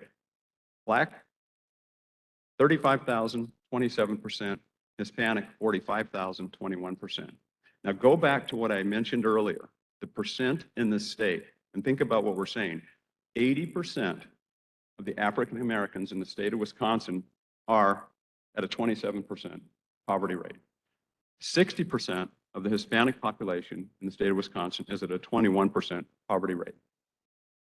This is why I argue so emphatically that we've got to do more about this in terms of education and employment. And I want to point out, these are long-standing issues, and the challenges that are in front of us is that we have a huge opportunity as a state.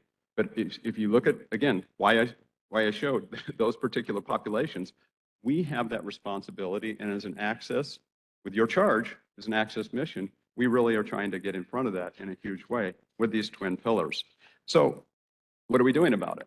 I've talked about some of these before. Let me just do a quick little dance through these and point out that my colleagues, particularly in the READY committee this morning, did a great job and a deep dive on some of these and talked about some of the others on the next page. M cubed in the lower right-hand side is something that we formed in 2014. The superintendent of Milwaukee Public Schools, the president of Milwaukee Area Technical College, that's where you get 2 of the M's, MPS, MATC, and UWM. We work exponentially to increase access to college and employment pipeline. So we bring 1,000+ students from MPS onto this campus, 70 employers. These are juniors and seniors, most of whom have never been on a college campus. How to suit up for this, how to prepare a resume, how to talk with interviewers, all of that kind of practice. So it's the employment linkage, but also FAFSA increase. Prior to the pandemic, we were hitting nationally top-ranked numbers for FAFSA completion. We're leaving millions and millions of dollars. The last estimate that I saw was because of FAFSA incompletion, north of $40 million on the table for students who could be in college that would be qualified. But FAFSA is a very difficult 138 questions, a lot of invasive stuff, parents' income. So we want to work, and we've been working with DPI, working with others to talk about having a requirement, working closely with MPS through this right now. And at the end of June, we hope that this becomes passed to have a mandatory FAFSA completion. That's just one example. We could talk about dual enrollment. We can talk about a lot of certification programs, great things. Very importantly, tangibly, we have helped MPS increase their graduation rate 11% in the years we've been working together. The point of this example, as many others, is that we do not see the boundaries of UW-Milwaukee as the physical perimeter, the things you might walk around here. And I hope some of you join me walking down tonight to go through some nice neighborhoods on our way down to the Kenilworth building. You can see what I mean. We get out of this area and we work specifically and deliberately. We're also the largest charter authorizer in the state of Wisconsin. So it's not just about public schools, it's with charters and it's with choice. A number of great schools in this region. Milwaukee Anchor Collaborative, you heard a deep dive on that this morning. I like to refer this as the EDS and MEDS, the largest 5 healthcare providers in the state, Marquette and UWM, that are working on 8 zip codes, the most impoverished zip codes in the state of Wisconsin, to hire more people and to procure, to buy more from them. The collective buying power of these organizations is north of $2 billion. We can be doing a lot more in our city if we can focus on those efforts. So we're working with Employ Milwaukee or Jobs Milwaukee as a great provider to bring us together to focus on that. Higher Education Regional Alliance, 18, every single 2-year, 4-year public and private in the 7-county region is working together to drive at one central goal. We have 3 goals, but the central one is graduate more students, particularly with an equity lens, to get more students through college into the workforce pipeline. And then finally, Moonshot for Equity. I'm so proud of our partnership with Parkside, Carthage, and MATC to drive to, guess what, equity for all students so that there's no more achievement gap by 2030. We use a lot of EAB's tools. EAB, we were the first institution in the state to really invest heavily in EAB, and we've really helped Pilot Navigate and many other tools to bring that home. You might have seen this week another partnership that's too new to even be on here. Mike Lovell and I have created what we call the President and Chancellor's Challenge. And we are initiating and seeding grants to look at the root causes of poverty in Milwaukee. And we want to have other partners. Johnson Control has thrown in on this. We're seeding it ourselves. And we want to have faculty and student teams that are linked together from Marquette and UW and working exactly on this issue. Another thing that really is a partnership looking at some of the root causes. I'm just going to fly through this. These are partnerships that expand beyond just the educational initiatives, and they really show how we partner and collaborate to make a difference. WEDC has been a great partner in a lot of these. Tech Ed Frontiers is that online platform for shorter credentialing. Take online certificates and move them quickly into the workplace for those that are needing to be reskilled in the workplace, upskilled, those that are underemployed or unemployed. How can we move? And this is a real critical piece for access because of the affordability and the way to make a big difference. Lubar Entrepreneurship Center, part of our DNA. You've been there probably if you've been at previous Regent meetings. Freshwater Collaborative, huge partnership for us to really strengthen the industries, to really be able to better respond to the grand water challenges, the kind of things that are so important. Want to give a shout out to Provost Britz, who has done a terrific job in earlier, Provost Britz, Senior Vice President Britz. It's hard seeing you on that side of the room, Johannes. Just hard. I hope you're comfortable over there. President Rothman, I'm not going to say anything. Okay, let me just go on here. You talked about talent acquisition earlier. I couldn't help but think about that. NMDSI, Northwestern Mutual, partnership again with Marquette, over a $40 million initiative. Really neat. If you heard earlier today, some of the new programs, majors, and things that have been blessed by the Board of Regents to move us forward in this area. We think it's critical for the future, no matter what your major is, to have data analytic skills. Connected Systems Institute, Microsoft, Rockwell, huge partners, but 8 other investors that are hugely interested in the Internet of Things. So that's just a real quick fly through in terms of some of the things that we're doing to build those twin pillars of education and employment. I want to drill down into something that we also heard a little bit. If you were at the Ready Committee meeting, you heard great 3 different people presenting, talking about this. I'm just going to hit the top of the waves. This is something that we partnered with Department of Workforce Development on, $500,000 to focus on diverse interns, starting with 100, but it's actually going to be much more than that because those 100 will take either part year or they'll be done in a year and we'll have room for more. So it starts with 100, but it's going to scale. And this is so exciting because it's so aligned with the MMAC Region of Choice initiative, and it's something that helps fill that talent pipeline in a huge way. So there's a couple of interesting aspects about it. If you're not familiar with the Region of Choice, that's something that firms have joined, and we're in that mix. So UWM has said we're going to be a committed member. And what it means is that by 2025, we have committed to be publicly accountable to increase our leadership in the next, we started in 2020, in a 5-year period to have 25% more leaders of color and 15% of our workforce greater of color than our baseline in 2020. We're ahead of the curve right now, I can tell you. We're making great progress on that.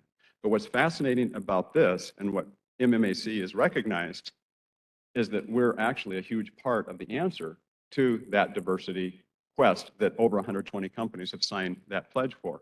So here's an interesting quote. I won't read it all to you, but John Worley, the president of Eaton, he and I have talked about this initiative, and the first thing that when he heard about this, he told me, I want to have at least a dozen. And I've met with him and some of his folks over the last several months, and they're really vying for him. So his quote was that he went to the kickoff event, and he was really excited. So he sent this letter, and this is an excerpt that he sent a note to Tim Sheehy and myself. And then I was talking to Tim on Tuesday at a large event downtown, and he said that John Worley, at a large business meeting downtown Milwaukee on Monday, talked about this program and said how happy he was because he doesn't have 13, he's locked into 14 students from this program. Now, what does that mean?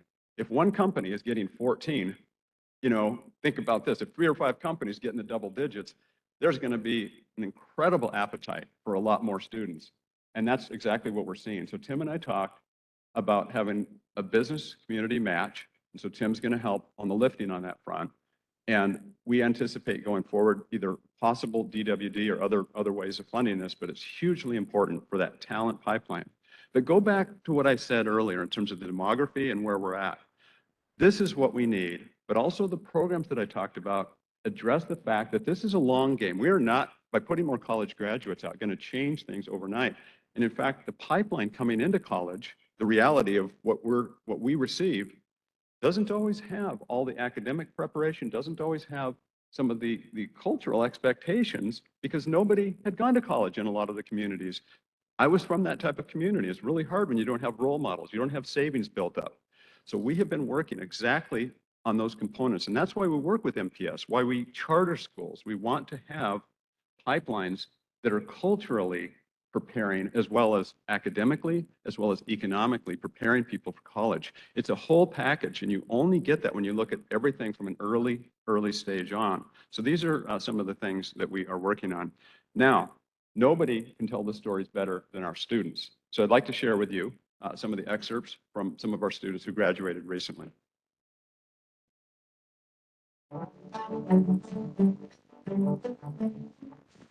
5, 4, 3, 2, 1.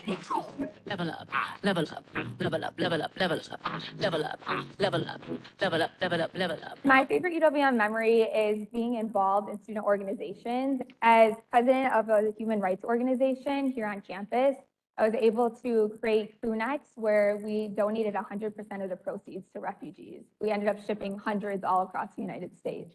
My favorite memory I had at UWM would be the Autism Social Group. It gave me a foundation for socialization and meet people who are just like me. I performed in an African and hip hop dance fusion show. Doing that, it really shook up my time here at UWM. Getting into the School of Education. Student teaching has really made it clear that teaching is what I want to do. Summer of 2019, I worked as an orientation leader for the university. I met some of my closest friends that summer and just got to spend the entire summer downtown in Milwaukee. Just becoming a member of the swim team here immediately welcomed me into a family, made my experience great. I'm chilling, I'm with you, like on another level. UWM has provided me a ton of different connections throughout the city, including the Milwaukee Brewers, the Milwaukee Bucks, and Northwestern Mutual, which has ultimately landed me a job for post-graduation at Northwestern Mutual. For public health, we are required to take a class where you have to take some type of internship. I am currently working with Planned Parenthood for that. It's definitely teaching me how to work in a professional setting. Resources, being an intern, and also having the opportunity to be involved in research essentially led me to my current projects with the John Michael Fuller Art Center. Just being here has helped me to get this future job as a software architecture analyst at Accenture. The first ever career fair I went to, actually, I was able to secure a spot at my first internship and co-op. Like by the time I graduated, I already had like my job lined up and everything. Man, I'm finally free. What I will miss most about UWM is being a part of Alpha Omicron Pi here. So I really enjoyed the community I felt there, volunteering together, and obviously the sisterhood moments that we had together. The professors and the faculty and just everyone that supported me throughout my 4 years. I'll probably miss the class sizes. It's very easy to get involved with your professors, make a lasting impression. Being able to be immersed in like one research topic, I can't think of another time where I'm going to be able to say that my job was solely to focus on this one particular question. My advisors and tutors, and I just started going to the tutors like weekly and stuff, and that helped my grade out a lot. So I'm gonna miss like the environment that like helped me. The community. I think that UWM has a really strong community, and that's one thing that actually drew me to UWM was the diversity amongst the student body. There's so much opportunities here and resources at our fingertips. If there is no opportunity, create that opportunity. UWM and your college experience isn't meant to just be your coursework. It's meant to be time to discover yourself. And you may feel lost for a very long time, and that's okay. Like the one thing that everyone's given in this life is just like being born as who you are. That's like the greatest gift that you can give anyone. Go Panteras!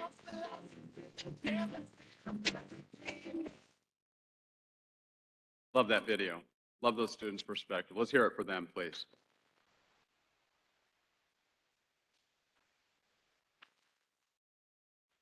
That's why we're here. Now let's macro out a little bit. So we just heard these student stories. We talked about programs. Let's talk about results. What happens at UWM? First, for WEDC, for Joint Finance, for other groups, I put together these data from 3 different sources that document what are the fastest growth, highest need areas. It's not exhaustive, but these are ones that are fast growing, high need. They fall into 4 buckets. No surprise, health and human services, business, computer science, engineering science, and related fields. You can read through the occupations. There's a lot there. But what happens? Every year, and I can tell you for the last decade, this is how we've lined up in terms of how we meet those needs. 80% or more of our students go into those 4 high need, fast growing jobs. If you want ROI, if you want to talk about over 5,000 students per year, in fact, last year, 5,400, this year, 5,300, we're putting over 50,000 people in the last decade into these areas. That's pretty compelling. Think about this, 2,000 graduates, more than 2,000 in the health and human services fields. These are our teachers, these are our nurses, psychologists, PT, so forth, business. 1,500 or more graduates every year into the high demand, much needed fields and so forth all the way through. This is really critical. But it's not just about the numbers. It's about the quality. And Regent Atwell, you said it this morning. This is our brand, and we're incredibly proud. It's about grit. Regent Adams, you used that word. It is about grit. These students are battle tested. I've used that word before. Our students' average undergraduate age at graduation is 25 and a half years old. They've been in and out of the workforce. They've been in and out of college. They have families oftentimes. They are ready to go because they've got a work ethic that I would put up against any other urban campus across the country. It's amazing. And I say that because I was at another campus, came here. Many faculty that have come from elsewhere are astonished at the incredible work ethic. That's what the workforce wants and needs. It's pretty amazing. So let's shift gears. I talked about how I mentioned the elements of Research One and how they contribute in so many ways. We take it for granted. I know we have our new Vice Chancellor for Development and Alumni Relations, and she often talks about R1D1. That was an attraction. We had a national/international search, and we were able to land one of the top candidates because of this. So I'm going to come back to that in a moment. But it's a big deal being a Research One as well as being a D1 campus. There's not a lot of them in the country. It's pretty neat. We're talking small numbers. But let's talk more specifically about what's the real value. Why should we support, and why is this so necessary to think about? What is the importance of being an R1? Well, it's the Regent Select mission, we want to uphold that charge. We're good stewards, so that's number one. The regional and state economic vitality, and I can tell you CEO after CEO who has said, it's not just that talent pipeline. We expect that. That's table stakes. But the value you provide in particularly these next areas, the specific partnerships, we not only solve problems at the individual family level, but really for corporations, for healthcare organizations, R&D, engineering, infrastructure. I'll give you a quick example. You've been hearing news this week about the alewives. Well, guess who's gone to in terms of why are those alewives washing up on the beach? But let's back up even more fundamentally. 10 and 12 years ago, Bradford Beach was not usable. Many of you who lived here might remember. It was so polluted, it stunk, not just from the alewives, but the growth on the beach, a number of things. Sandra McClellan, Professor Sandra McClellan and her grad students got on their hip waders and they dived into this. They got into the water and they did a lot of the testing and they learned that it wasn't the runoff, which we have with the overflows and things, that was causing the pollution, the E. coli and other things on the beach. In fact, it was the bird scat. And so the Pooch Patrol was invented, and get out of the way, we added, and it wasn't we, but we had some wonderful philanthropy that helped bring some lifeguards. And Bradford Beach today, drive by there. I encourage you, go by and watch what happens on a weekday in the evening. Weekends, it's incredible. We help bring that back to life. And I can give you example after example. I can talk about what we do in nursing homes, through storytelling, through the arts. I can tell you what we do in terms of bringing people back to life, visual, optical, nerve types of work, an asthma pill so that your child doesn't have to worry about losing the inhaler at camp, but the development of an asthma pill that changes lives. This is life-saving stuff. I can talk about cancer. We can talk about a lot of different areas in so many fields, the bridges, the buildings, and so forth. The concrete work that we do, sustainable concrete, flex and bending. It lasts 100 years if you do it right. Those are our scientists helping. That's what an R1 does.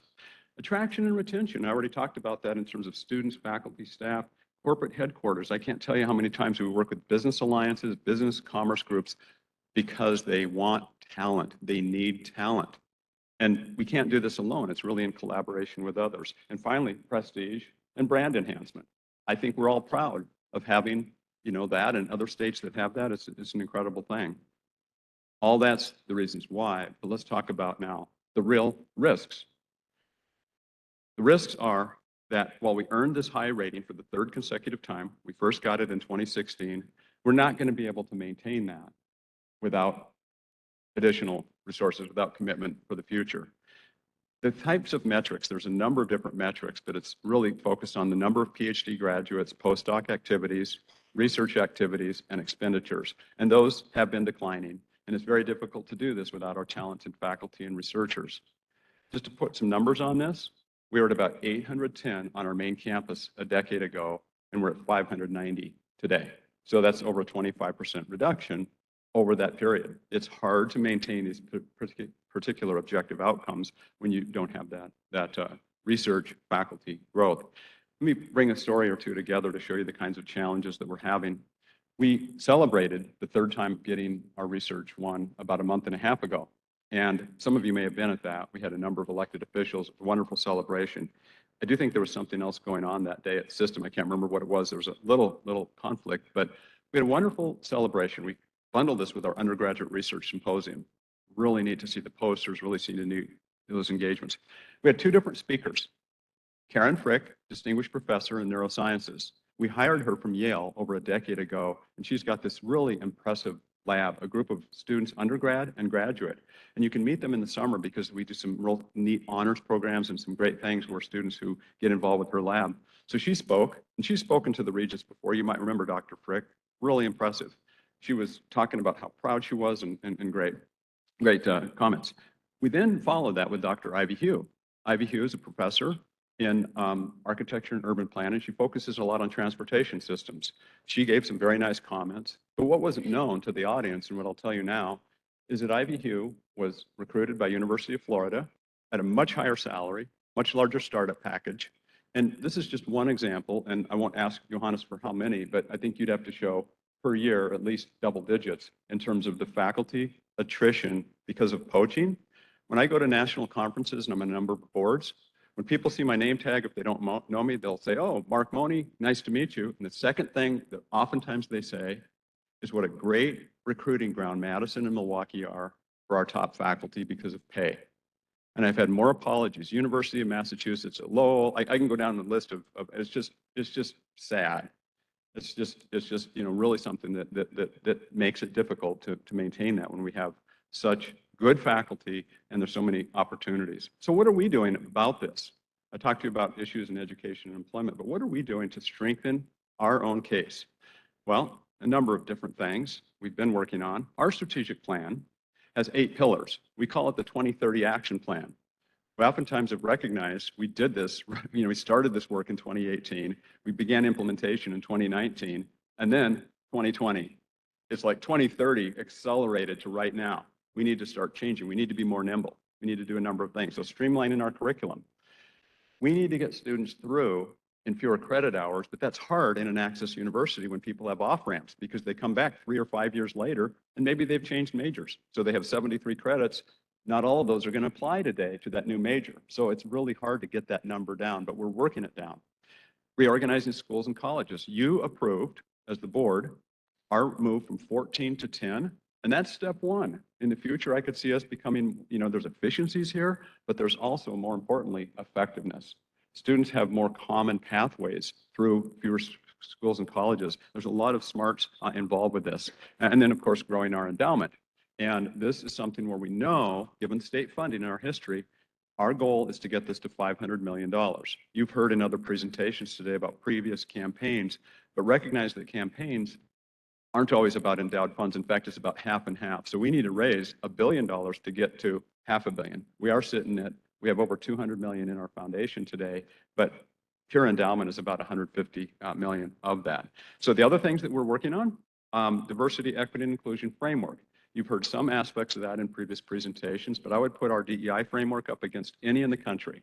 With our Vice Chancellor for DEI, we have achieved a framework with specific goals, metrics, progress, and we've got great accountability built in, and we're making wonderful progress. This ties in with the region of choice. This ties in with how we're diversifying our faculty and staff, but also how we're closing the achievement gap, looking at a lot of great things. So I love the metrics, love the timeframes, and we're making great progress.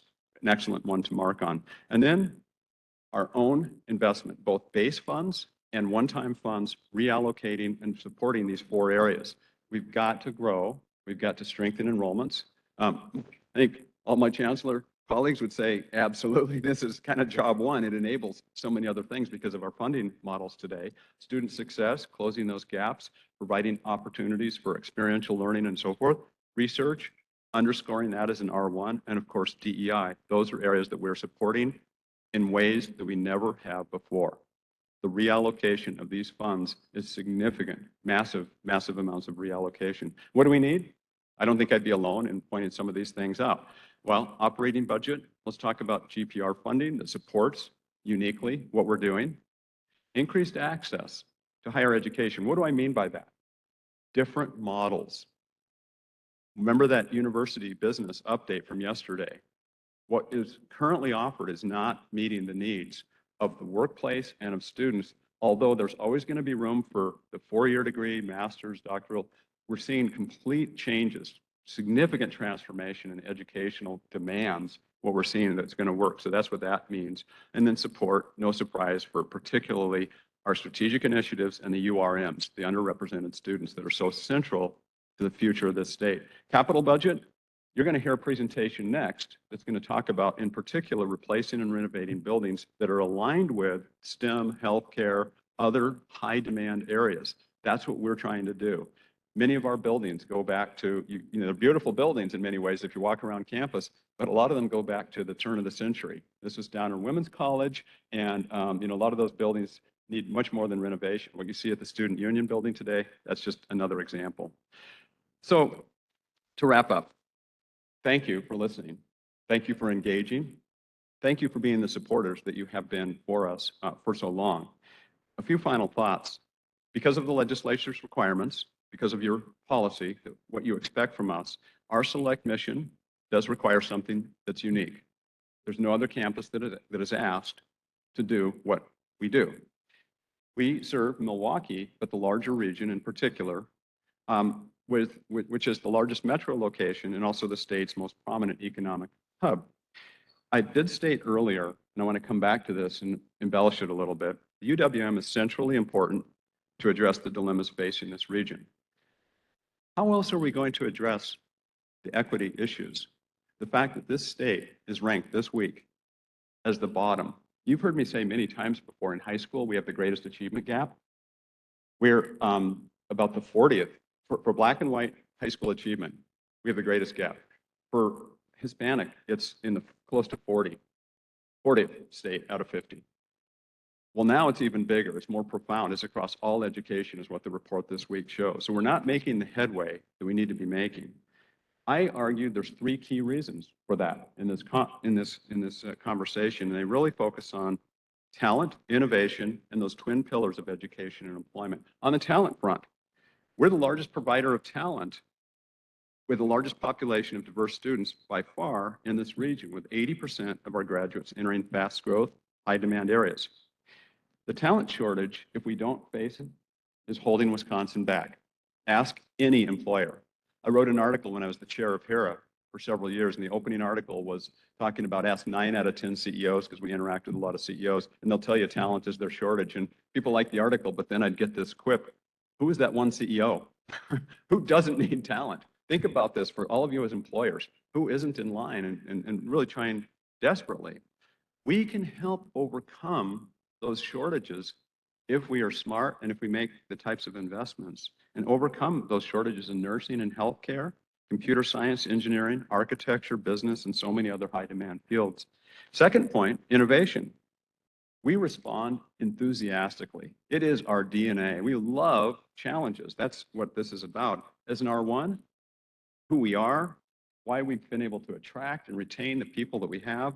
We like doing this. We love innovation around manufacturing, healthcare, environmental, infrastructure, business, arts, and social science. I was on a bike ride early this morning, and I was with a fellow who is a physician. He's the chief medical officer at Aurora and Grafton, and he was talking about how Aurora, Advocate Aurora, and he was talking about how one of our professors, Parush Papatla, some of you heard him on Ready, he was a featured speaker for this group of folks who get together and want to hear what's happening, what are the innovative things. And he was just blown away with the quality of the faculty focusing on innovation, the things that we're doing with others to address. Let me ask you this: what region in this country or in this world is thriving economically that does not have at its center a research university? I defy you, I challenge you to try and find one. Go to Route 128 in Boston. You've got droves of universities. We call it the Silicon Valley today. My mother grew up in the Bay Area. It was not known as the Silicon Valley. Stanford was the investment that was made that became the wellspring. Austin, Texas today, Cimatech, some of you may remember, 10 $1 million endowments started what has become a huge tech center. Go to Berlin, go to Stockholm. These are incredible places that are thriving, not just regionally, but globally because of research universities. When we talk about innovation, look at what's happening in Madison. Incredible innovation. So many firms, so many organizations. This is, if we could build even that type of infrastructure closer to that, think about what we could do. Perhaps that's why I have a letter from many members of the MMAC, 56 specifically, the presidents and CEOs of the leading firms in the state, that are in support of a direction that would really be powerful if we can continue to strengthen what we're trying to move forward to. Similarly, Greater Milwaukee Committee, a letter from the board endorsing what we're doing. Hispanic Collaborative, they want to see more support. So these are critical things to help drive innovation in this region. And finally, those twin pillars of education and employment. Think about the plight and the standing of so many in our community. So many that have been left behind. I just saw yesterday, I got it too late to bring it in. It says interactive link. It would be great. It shows a heat map of the north side and the south side of Milwaukee, where there's economic, where there's unemployment, where all these different indicators. And it is really underscoring this point that I've made so many times. There's two Milwaukees. There are absolutely two Milwaukees. And that means there's two Wisconsins. And I bet that every single urban environment in the state of Wisconsin and Green Bay, we could say the same thing. Certainly in Kenosha and Racine, we can say the same things. Even in Madison, there's a lot of individuals left behind that were not addressing a lot of those needs. And so I think this is really a system call. It's the abject poverty. It's the inaccessibility of healthcare, inadequate housing. You heard some numbers about our students today. 51% of our students that have housing insecurity. Incredible numbers around food insecurity. This is the world that we're in. But we, with additional support, can increase the educational attainment, which I'm absolutely convinced is the door opener. It's the life transformation through certificates, 2-year degrees, bachelor's and beyond, which really opens the door, access to quality of lives that so many in our population deserve. So we also know that as Milwaukee goes, so goes the state. So I stand here recognizing that. So it's really with our partners across the UW system, many, many others, that we can have that kind of impact. We can strengthen families, communities in the state of Wisconsin. So I'm going to end with 2 questions. If not here, where? If not now, when? And of course, I have to answer questions too. So I'll offer a suggestion. My ask is that as we engage in our strategic planning process, that we continue to recognize the types of needs that I've stressed here, really across the system, and recognize what we can and have these responsibilities to do. But we also consider an investment in Milwaukee that is commensurate with what we've been asked to do. So that's what the region and the state so clearly need. And with that, I thank you again, and I'm happy to take any questions that you've got. Chancellor Jones. Thank you for that presentation, Chancellor. I don't mean to put you on the spot, but I will. In your view, do you feel that there's an acceptable level of support at the system level for your initiatives to better serve the underserved community?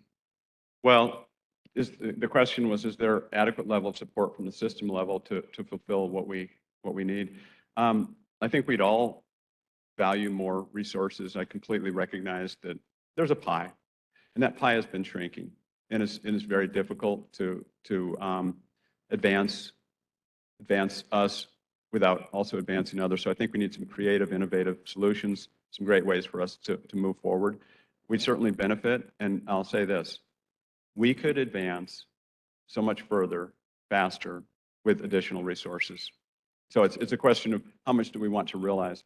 The other way of looking at this is I think we are imperiled from a Research One perspective. I think it's going to be challenging to continue to maintain that status at the current level of resources. Thank you for the answer. And I can't speak for the entire board, of course, but I know that there's tremendous support for your initiative to better serve the underserved community. And it's not something that we're going to forget about. Right. Thank you. Chancellor Mone, again, thank you. And throughout the day, I know intentionally throughout the committees that have been meeting, there's been kind of a layered approach of this is what we need for the education side. This is what we need for capital planning. We heard that with Regent Rye in our committee. In business and finance, we heard about some of the critical needs you have. And, you know, you've given us a lot of information, a lot of statistics. This is all funneling into the strategic planning process. I want you to know, we hear you. We hear you. A couple of other kind of macro points. 1956. That's when this university was founded. 2015. That's when you achieved R1 status. We're not in these seats for very long. But you all have the opportunity to be part of a legacy. And the legacy is to create another great R1 institution in the state of Wisconsin now. Think about Michigan, North Carolina, Florida, Iowa, Georgia, and Texas. Where are employers going?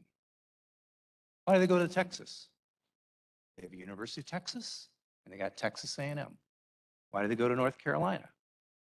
UNC, North Carolina State. Michigan, give me a break. University of Michigan, Michigan State. Florida, University of Florida, Florida State. These are not accidents. States, and we need help from our state partners, and we need to make a very explicit ask of our state partners in the legislature. You're going to do more with the business community. You've already planted the seeds for that. And for those of you not in the Milwaukee region, let's talk through this as we're doing through strategic planning, because there's an opportunity here to have all those tentacles between the business community and a strong university that needs to get stronger as an R1. Florida, we talk about Bucky's Promise. You know how many successful families in Florida basically say, Johnny, Sally, you're going to the University of Florida or you're going to Florida State because you've achieved a certain grade point. It's an excellent school. Maybe you'll go to graduate school, maybe you'll do something else, but your taxpayers are funding your education. Is Florida growing? I think they are. So these are macro public policy issues that I'm just urging my colleagues to think about. Let's have a great discussion as we go into strategic planning. And let's do something now, and you all will have even a prouder legacy as a regent. We can do this. I know we can do this. There's a great collective spirit. There's a lot of people leaning in on this issue. I respect all of you, but we've got to move and we've got to act. We have to speak with one voice, and we got to convince a few different constituencies to do this. We can do this. Thanks, Mark. Thank you, Regent Bechtel. Regent Cologne. Thank you. Appreciate the presentation.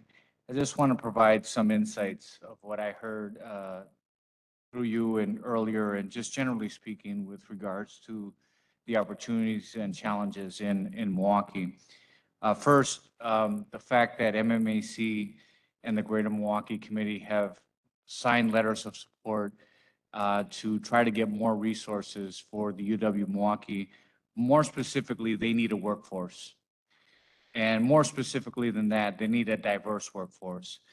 And the diversity that we can bring, that pipeline of individuals that UW-Milwaukee can bring, can do like no other institution in the state. We talked about a lot, UW-Milwaukee is the economic engine of the state. As we grow, the rest of the state will grow along with it.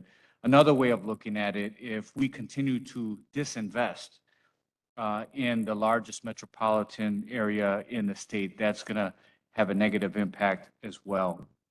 We talked about research and how important that is. And along with research comes innovation to be able to solve some of our biggest problems that we have, many of which exist in this region, such as education, and the racial and ethnic disparities that exist within that.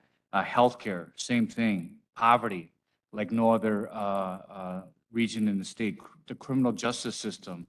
Again, all of these things are really big issues that require research innovation. Again, like I think UW-Milwaukee can provide like no one else. The fact that we are a Research One institution, I don't think any of us want to be sitting around this table and say, we are no longer a Research One institution because we haven't focused on this the way it needs to be from a resource perspective. 30% of first-generation students. I also learned this morning that 40% of the individuals that come to UWM have housing insecurity. 40%. 51 to 58% have food insecurity. Individuals that are coming to UW-Milwaukee. This lack of investment leads to us being the last in the country in racial equality. So it really shows that these are challenges. This is a reality, and this is going to require some additional investments and resources in order for us to be able to overcome those challenges. An investment in Milwaukee is an investment, a great return on investment. I heard that 85% of the individuals that graduate from this great institution stay in the state at least for 12 years. We're investing in them, they're staying in here, and that's an investment in the state.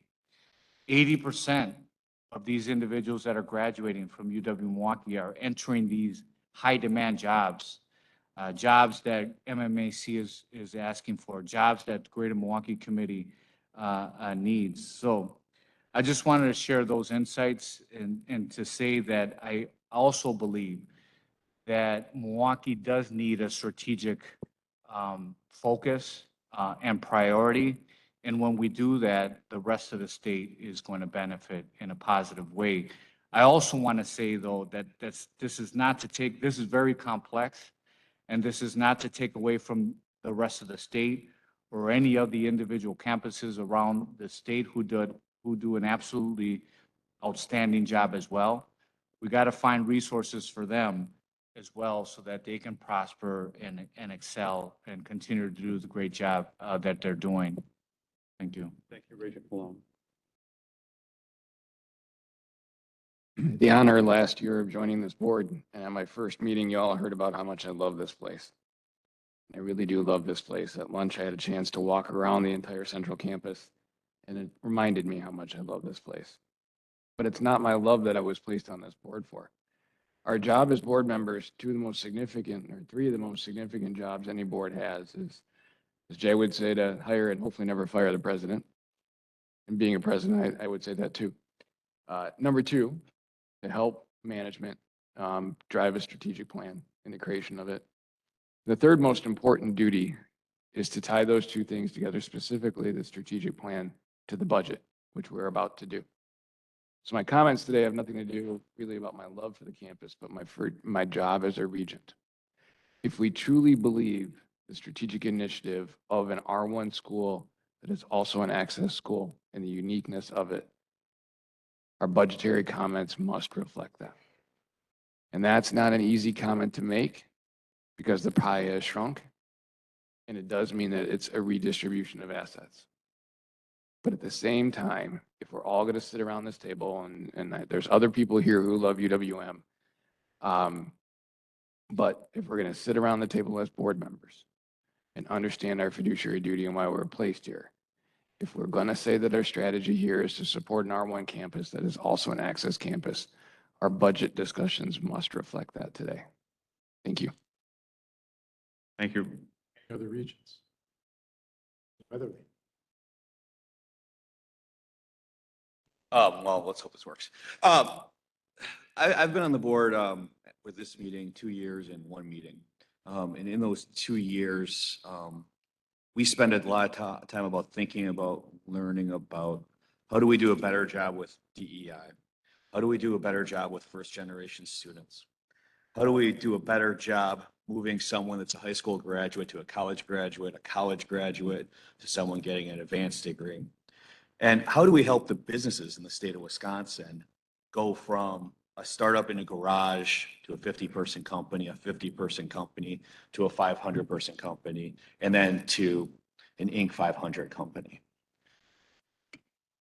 However, Milwaukee is where I think we can have the most effect on these things that we talk about.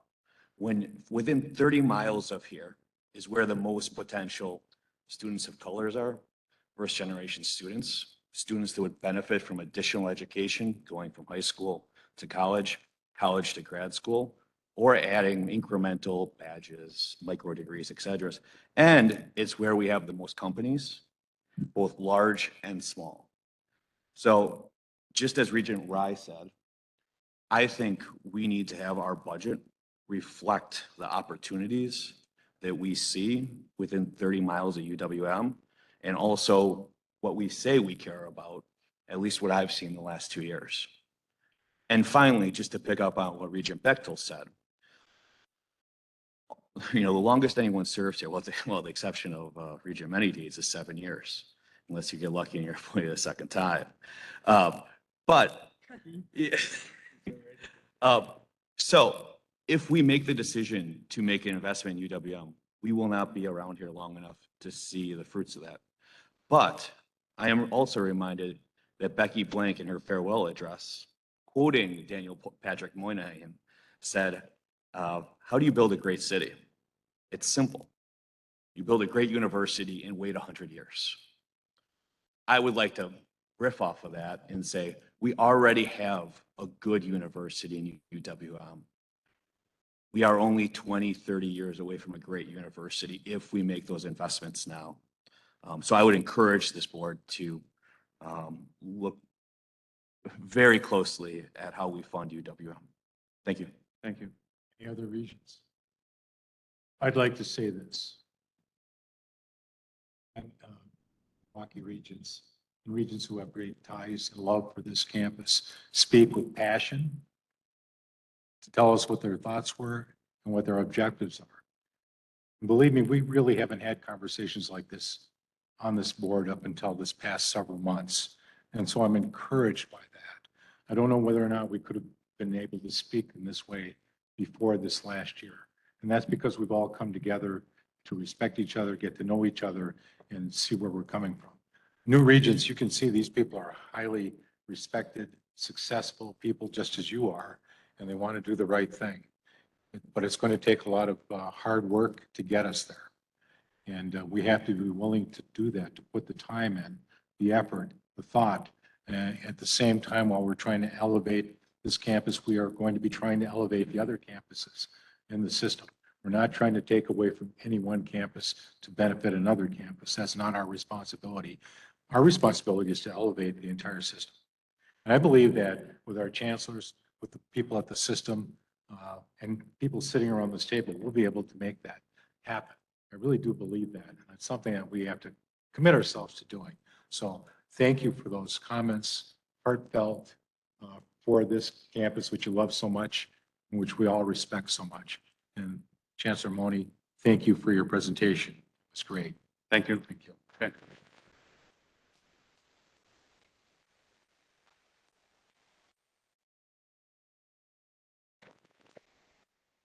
Okay. At this time, we're going to turn our attention to the value of a college degree.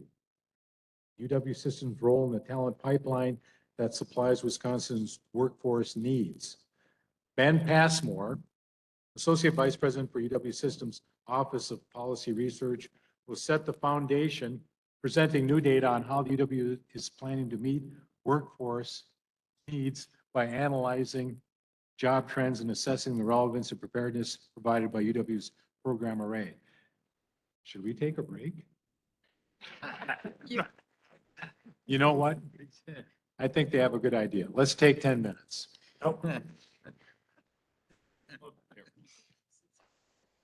More likely people pay attention anyway, so.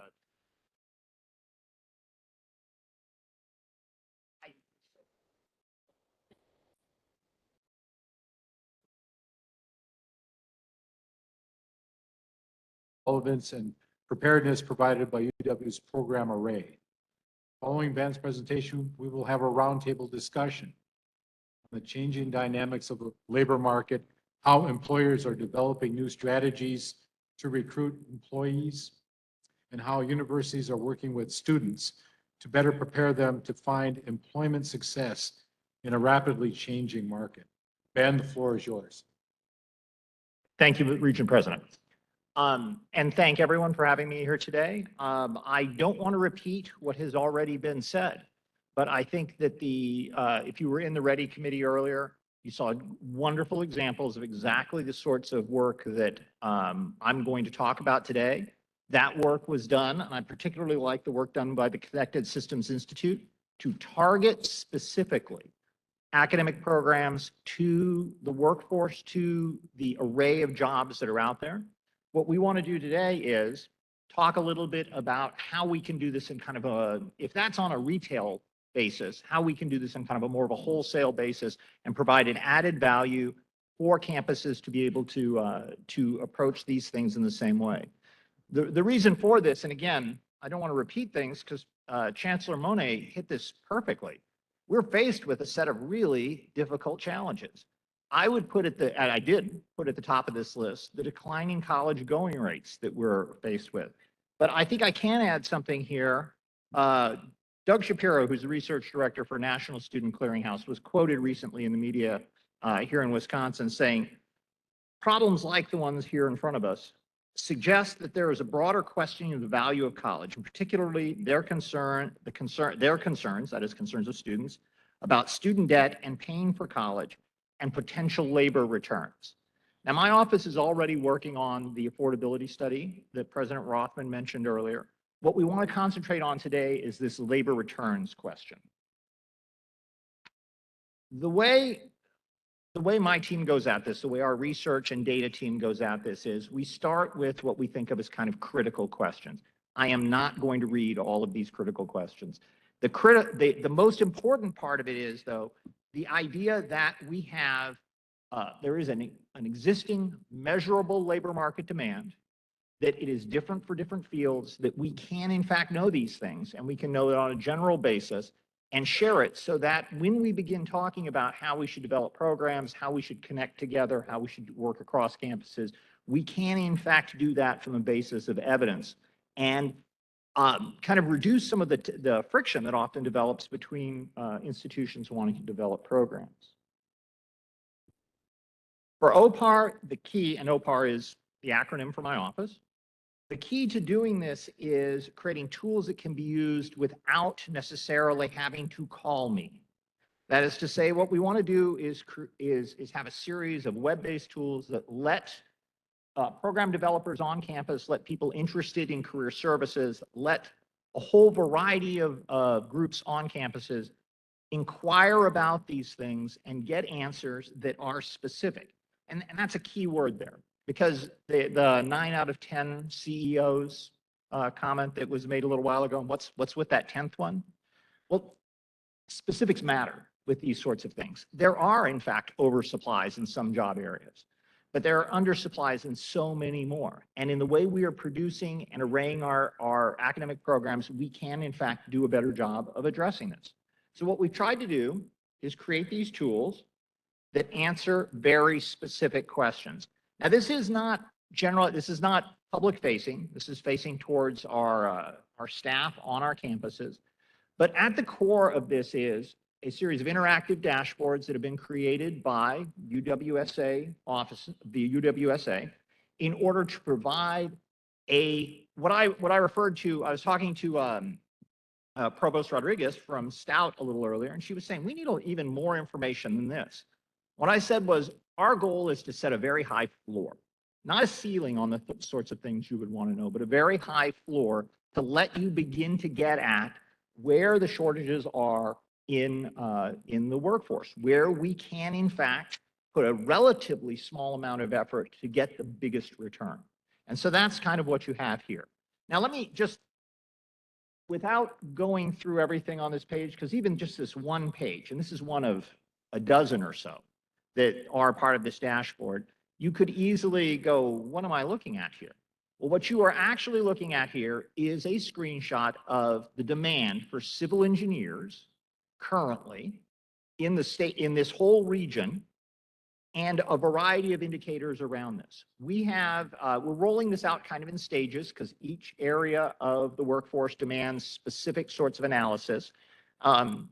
You know your physician has an MD, but do you know the degree of the person who's advising you on finances, for example? So we have to kind of break these up and analyze them by specific areas.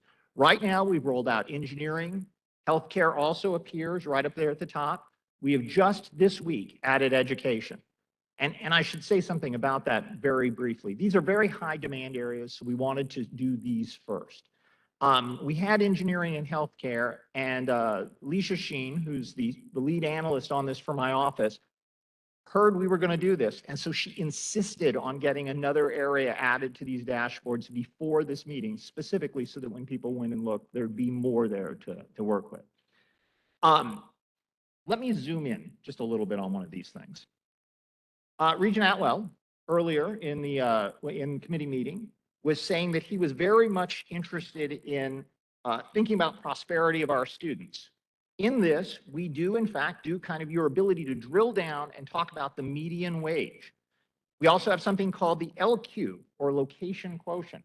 This has to do with how competitive we are for actually holding on to people in these areas and for establishing businesses in this. This is still civil engineers we're looking at. A number under 1 indicates that we are less competitive than the national average. Now, there are other areas that I could put up here that would be much higher. The point, though, is that this is really detailed information on a very specific area within it. And there are dozens and dozens of other workforce areas that we could talk about. We can drill down to the state level, same sort of information. And we can also go even deeper. Now, I switched up to all engineering here because when you get down to the areas that I'm talking about, it becomes very difficult to kind of, there's a lot of zeros or very small numbers in some of the things. At the core of this is a realization that space and place matter. So all of this is built around, or most of this is built around a series of kind of these interactive maps, where what we can do is talk about by metropolitan statistical area, by workforce development area, so you can know if you are, say, University of Wisconsin Stout, you can look at the Minneapolis MSA, which extends into Wisconsin, and think about the sorts of jobs that are in demand in that area. This is, I think, particularly valuable for our regional comprehensives, which have a much more focused mission. But I think it's valuable for any of our institutions.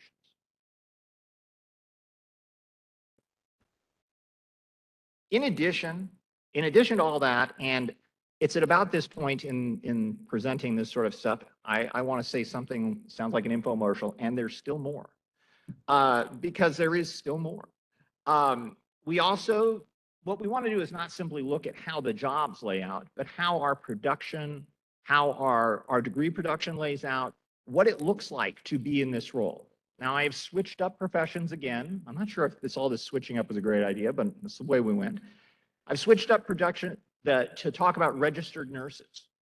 And that's because when you look at nurses, anytime you look at workforce and you look at something that requires a degree, the number one field that we're not producing enough for is registered nurses. Nationally, any state you go to, it's an enormous difficulty. The top circle there is the level that we see consistently advertised for. This is what employers are seeking. They want to see individuals with at least a bachelor's degree. What we see on the bottom, though, is that only that large green area, well, and a couple of the other colors, but the large green area is the number of people with bachelor's degree. Fully a third of the people out there working in these nursing fields are below what is considered kind of the entry level. Just pointing out the tremendous demand for this field. People are able to be employed even though they're below the level that employers would want them. And all of this, of course, is before, well, this actually is into the pandemic, but it's before a lot of those impacts had been creating yet more demand for this field. We have analysis here that shows how this plays out in terms of ourselves and other higher education institutions within the state. If you look at the top, on the left-hand side is the awards that we, the UW institutions, give. If you look on the right-hand side, it's what other higher education institutions in the state of Wisconsin do. You can see we overwhelmingly award degrees at the bachelor's level, whereas our colleagues at some of the other institutions have a very large percentage, which is at the associate's level. But I think really the most telling thing on here is the chart at the bottom. In gray are all other Wisconsin higher education institutions, and in orange are all of the UW institutions. The reason I say that's telling is tremendous demand, need to upskill people, all of the sorts of things that say that we need to produce more nurses. We've grown from about 1,000, a little over 1,000, to about 1,300 over the course of time, the 10 years represented here on this chart. Whereas the other institutions within the state of Wisconsin have more than doubled their production of nursing graduates. All of this suggests that there are opportunities here, but there are also clearly some barriers here. I think it's when we have this kind of level of specific information that we can really begin to dig into these things and answer specific questions about how we provide value to the students, how we advise them, the kinds of programs we develop, and how we drive forward on this. I know we're running a bit behind, so I'm just going to stop right there and ask if I can talk a little bit more about this or describe any of the things we can do.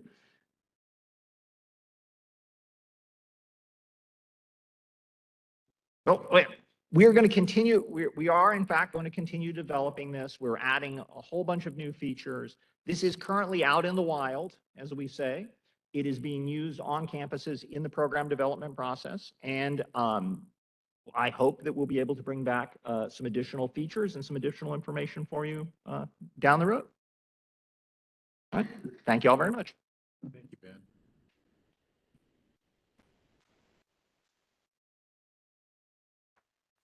We're going to have a roundtable, but before we do that, we're going to have a brief video featuring several recent UW grads talking about their experiences in making the transition from college to the workforce. The Hire Before Graduation program showcased today are but a few examples of our universities helping students start strong careers. Please show the video.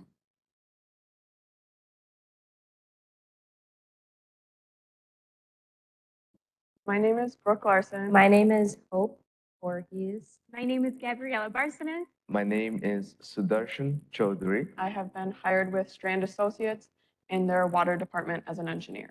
I'm going to be working at Northwestern Mutual at the home office. I'm going to be in the core data and analytics department. I will be joining full-time in the fall, Deloitte Tax LLP, serving as an associate in their global employer services team. UW Superior thought that an administrative manager position would best suit me, and they offered me a job, and here I am working as a yellow jacket. So the campus resources really helped me find my job, not only Handshake and the career fair, but the civil and environmental department has different companies come in and interview students throughout the semester, and that's actually where I got my opportunity for my full-time job. The campus resources that helped me find a job after graduation would be joining Delta Sigma Pi, which is a business fraternity here on campus.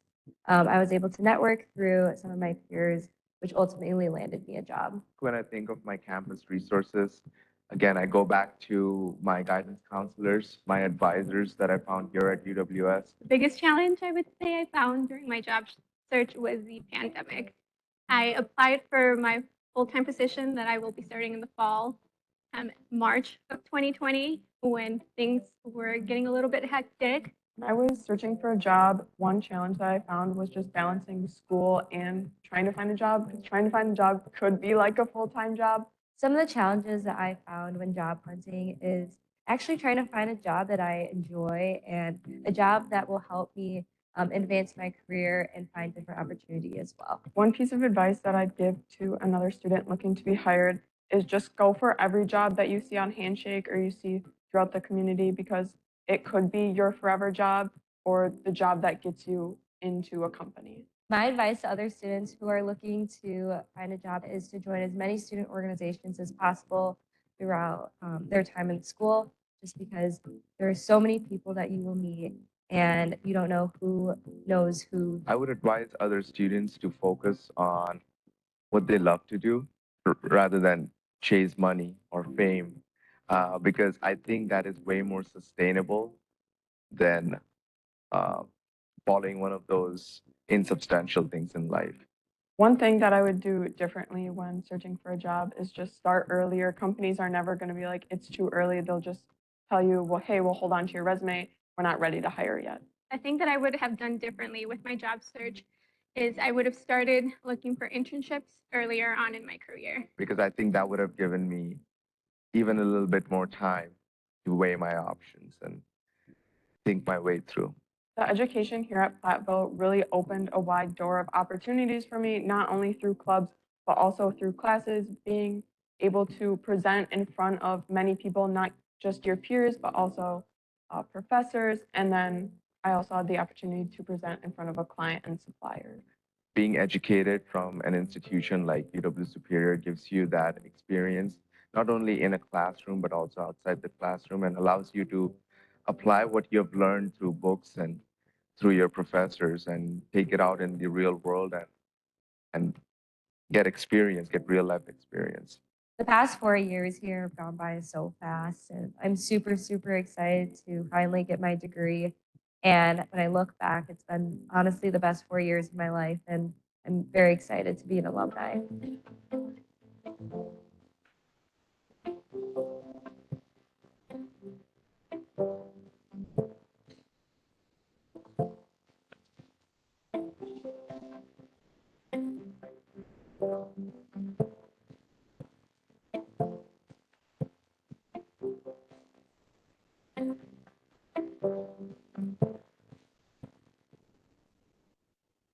when I think of all those moments that have happened over the years at UWS, I try to apply what I've learned from my professors and try to do some good in the world out here.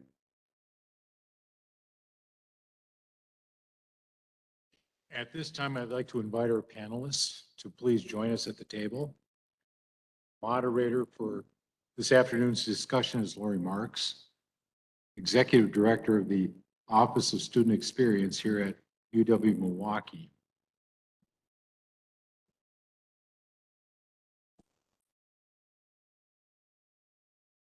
To start, Lori, would you call on each participant to briefly introduce themselves to us?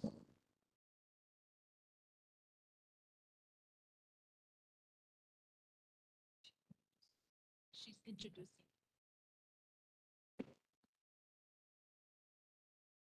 All right, thank you. I'd like to thank Dr. Passmore for his insightful presentation. As mentioned, my name is Lori Marks. I serve as the Executive Director of UWM's Office of Student Experience and Talent, otherwise known as SET. And we really aim to play a central role in the student experience, ensuring career-ready and community-minded graduates.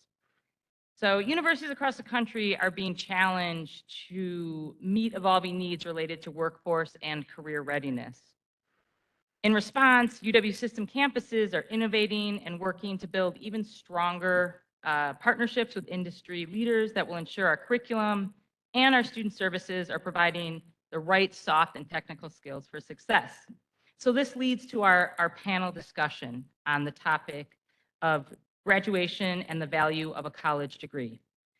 Today, our roundtable represents corporate partners that see career-ready graduates, career service professionals, and graduates who are just recently or new to the workforce. For the sake of time, I'm actually going to give you a brief bio about each, just a couple sentences, and I'm going to have them just raise their hand and say hello.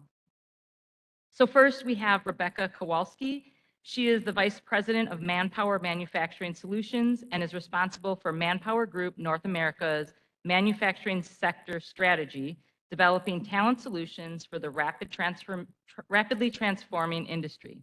Rebecca's work focuses on development solutions that help organizations and leaders deal with the implications of both the shortage of brightly skilled workers and the evolution of roles and skills. Rebecca, can you give a wave? Thank you.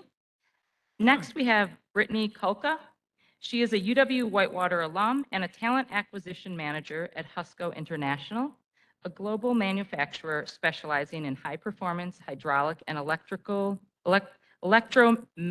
components. Throughout her career in manufacturing, Brittany has had a passion to support the people operations by recruiting, engaging, and developing employees to their fullest potential. Brittany, can you give us a wave? Thank you. Kayla Judds is a recent UW-Oshkosh graduate and a new labor and delivery nurse at Aurora West Allis Medical Center in southeastern Wisconsin. She will be starting her new role as a nurse in just a few weeks. Kayla, can you just a wave? And Chia Vang is UWM's Vice Chancellor for Diversity, Equity, and Inclusion and a professor of history. She's a partner on a number of talent and workforce-related initiatives at UWM. In her Vice Chancellor role, Chia is also a member of the Chancellor's Cabinet and serves as a campus leader, providing strategic vision, policy direction, and operational oversight for DEI actions and results. Chia, can you? Thank you. And finally, Rebecca Pare is the Associate Dean for the LNS Career Initiative and Executive Director of Success Works at the College of Letters and Science at the University of Wisconsin-Madison. In this role, Rebecca is the lead administrator for a college-wide undergraduate career initiative that leads the transformation of the college's career services delivery model, developing an infrastructure to support the active engagement of alumni and employers with students, engaging the academic community in career development efforts, and private and corporate fundraising. Rebecca, you give us a Thank you. So these are our panelists, and what we'll do is I'll just ask a directed question to each. So my first question is for Rebecca Kowalski. Rebecca, what can higher education learn from our industry partners about the changing dynamic of the workforce and industry needs? What does the future hold, and how do we best prepare students for a skill set that is really yet to be determined? Great question. It feels like I need my crystal ball for this one, right? But I love this question because honestly, we as employers owe you an answer, right? You are looking out into a future that looks similar to our past in the sense that we keep evolving and changing, but very different from our past in terms of the pace. So today, we're sitting in the middle of a crisis that we all feel. Anytime I ask a group of employers, and I focus on the manufacturing sector, but I address a lot of sectors, it's always a fun question to say, who isn't having a talent crisis right now? Because I just get a lot of laughter, head shaking, some kind of, shoe staring. But the reality is, of course, we're on a very interesting trajectory, right? Today, I can tell you our latest Manpower Employment Survey Outlook came out, and we surveyed globally, and we saw the highest levels in talent shortage that we've seen in 16 years. In the US, the net employment outlook was 38%, right? So we are at a certain point in crisis. Right now, if I'm applying for a job, every person in this room that would apply for a job would have 2 jobs that they could take. What that has done, of course, is shifted our focus a little bit off of something else that we knew was coming. We know that we will have 11.9 million new jobs by 2030. What we don't always quickly recognize is that they're not the same jobs. Now, we can argue with the pace of the change, how quickly certain rungs fall off the ladder, but we can't disagree with the fact that it is happening and it's unfolding in a certain way, right? Automation led to digital, right? That set us up for sustainability. Some people talk about a green jobs wave, but think about that more broadly as a sustainable transformation that touches everything from infrastructure to energy to the way things are made to the way that we consume. When we've done the work in manufacturing, particularly around digital, we talked about 165 new roles being created. It was a pretty significant chunk. 28% of them were on the production floor. Anyone in here that's ever touched talent planning like you have knows that that is basically a nightmare. You're talking about a significant chunk of work just looking radically different. Then we said, well, what's the impact from a cybersecurity perspective? How might that affect the production environment and how we secure process, how we secure product? Well, that was 247 roles that were either new or drastically changing. Then look at sustainability, which is far more than just pure scientific roles. We're just putting the final touches on some research right now. I've talked about the numbers, so I can talk about them here and we can share the detailed research. 770. One of the broadest sweeping changes we've ever seen. And it's coming. Again, you can argue with exactly when all of these will make landfall, but they are coming. Now, what I would say is it's actually kind of a cool time to be in education because everybody is looking for, well, what's the way forward? How are we possibly going to not only handle the pipeline of talent issue we have now, but prepare for what's coming? And this speaks to your question as well around skills. We do know some things about the skills, right? We know that we need people to be more digitally savvy than ever before. We know that in a high-tech world, we need higher degrees of empathy than ever before. We know that consumers are demanding more sustainable products, and therefore there's a certain level of sustainability literacy that all of us will need to have.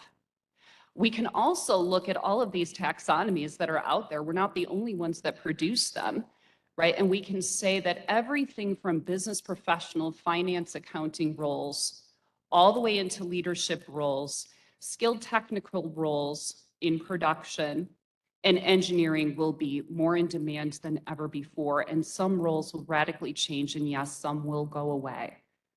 And so what I would want you to know as someone who touches 400,000 customers and millions of associates is that now more than ever, we need that help, right? We owe you the answer in terms of what's demanded, but we need the help of higher education to help because this cycle isn't going to stop.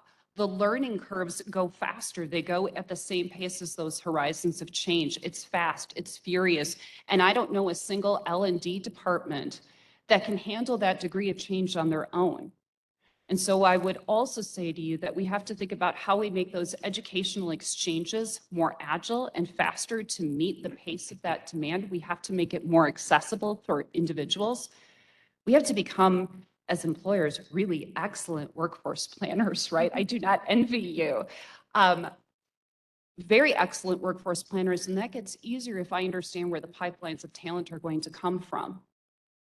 And so as we look at the contours of that workforce and we think about what is the line of sight between employers and educators, that is something that we have to break down all the barriers to so there's more fluidity and we can get those exchanges and more rapid response times. So that is my answer to the question to kick us off. Thank you, Rebecca. You betcha. Next, I'll ask a question for Chia Vang. Chia, it's been said that an internship is the new degree. And we know internships often inform first destination jobs in a student's career.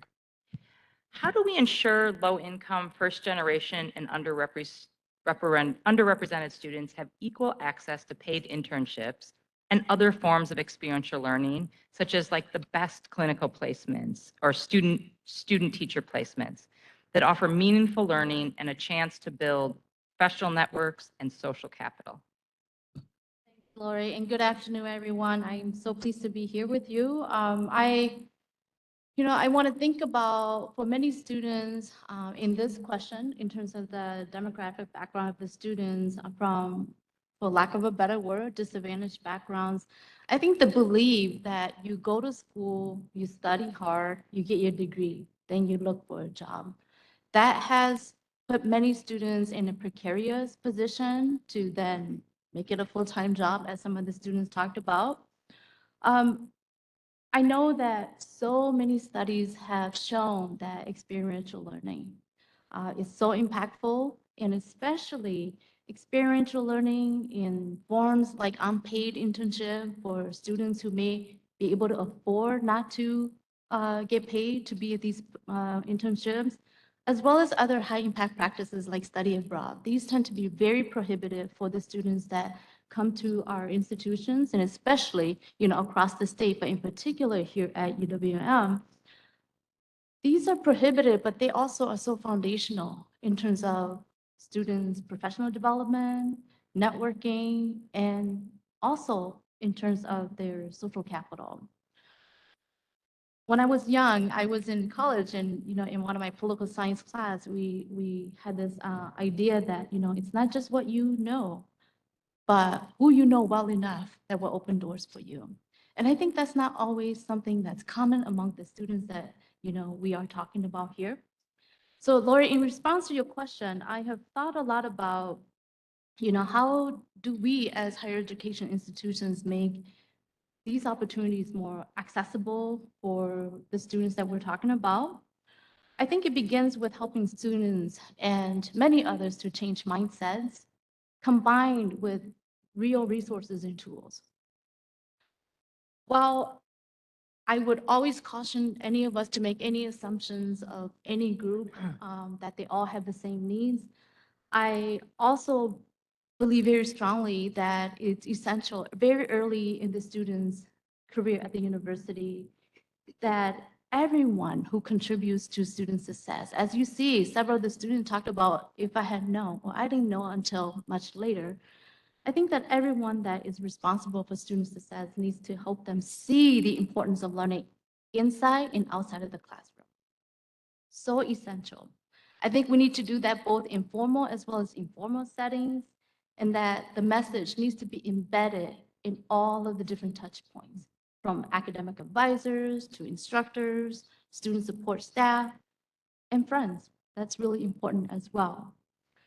But to me, this means that faculty and staff, or the people in the business of supporting our students, we need to also reflect about the ways in which we guide our students. But simply convincing students that it's not, that it's good for them to learn outside of the classroom, I think simply convincing that is not enough. So I think there's a few ways in terms of the student population that we're talking about here, especially helping them to build social capital and professional network. I really believe that providing soft skills, workplace readiness training is so essential. If students have not been exposed to how things work in the corporate sector or in other professional settings, it can be incredibly difficult for them. Offering workshops, and we've done this many times, even like dress, language, dining etiquette seems so elementary in so many ways, but they help to build students' confidence that they can exist in those spaces. More importantly, I think we need to have more collaboration with employers where we provide opportunities to provide training with them so that our students are actually physically visiting various employers so that they can see themselves there. Again, if they've never been to a space, a place, it's hard to imagine that you belong there or you could be there. And then I think another piece is about mentoring with the professional in the industry. We know more and more that mentoring is so important. I am a very, very firm believer that good mentors are just good mentors. They don't have to look like you. But I also know how impactful representation is for many students and for all of us in general. I think we could be more intentional by connecting our students with various affinity groups at corporations. That's also very impactful. And I think building relationships between students and especially alumni who are first generation. With the number, you've seen the percentage of our students, 30% here at UWM being first generation. I was first generation myself. And I think the last piece I'll talk about is, removing barriers to very impactful experiences like internship. I think that's essential. We need to pay attention to where our first generation and low-income students and their families live. Over the last 15 years that I've been a faculty member here, in the last almost 5 years of being a senior administrator, I have had so many students who said, I can't take that internship. I can't take that opportunity because I don't have a car. I don't have a way to get there.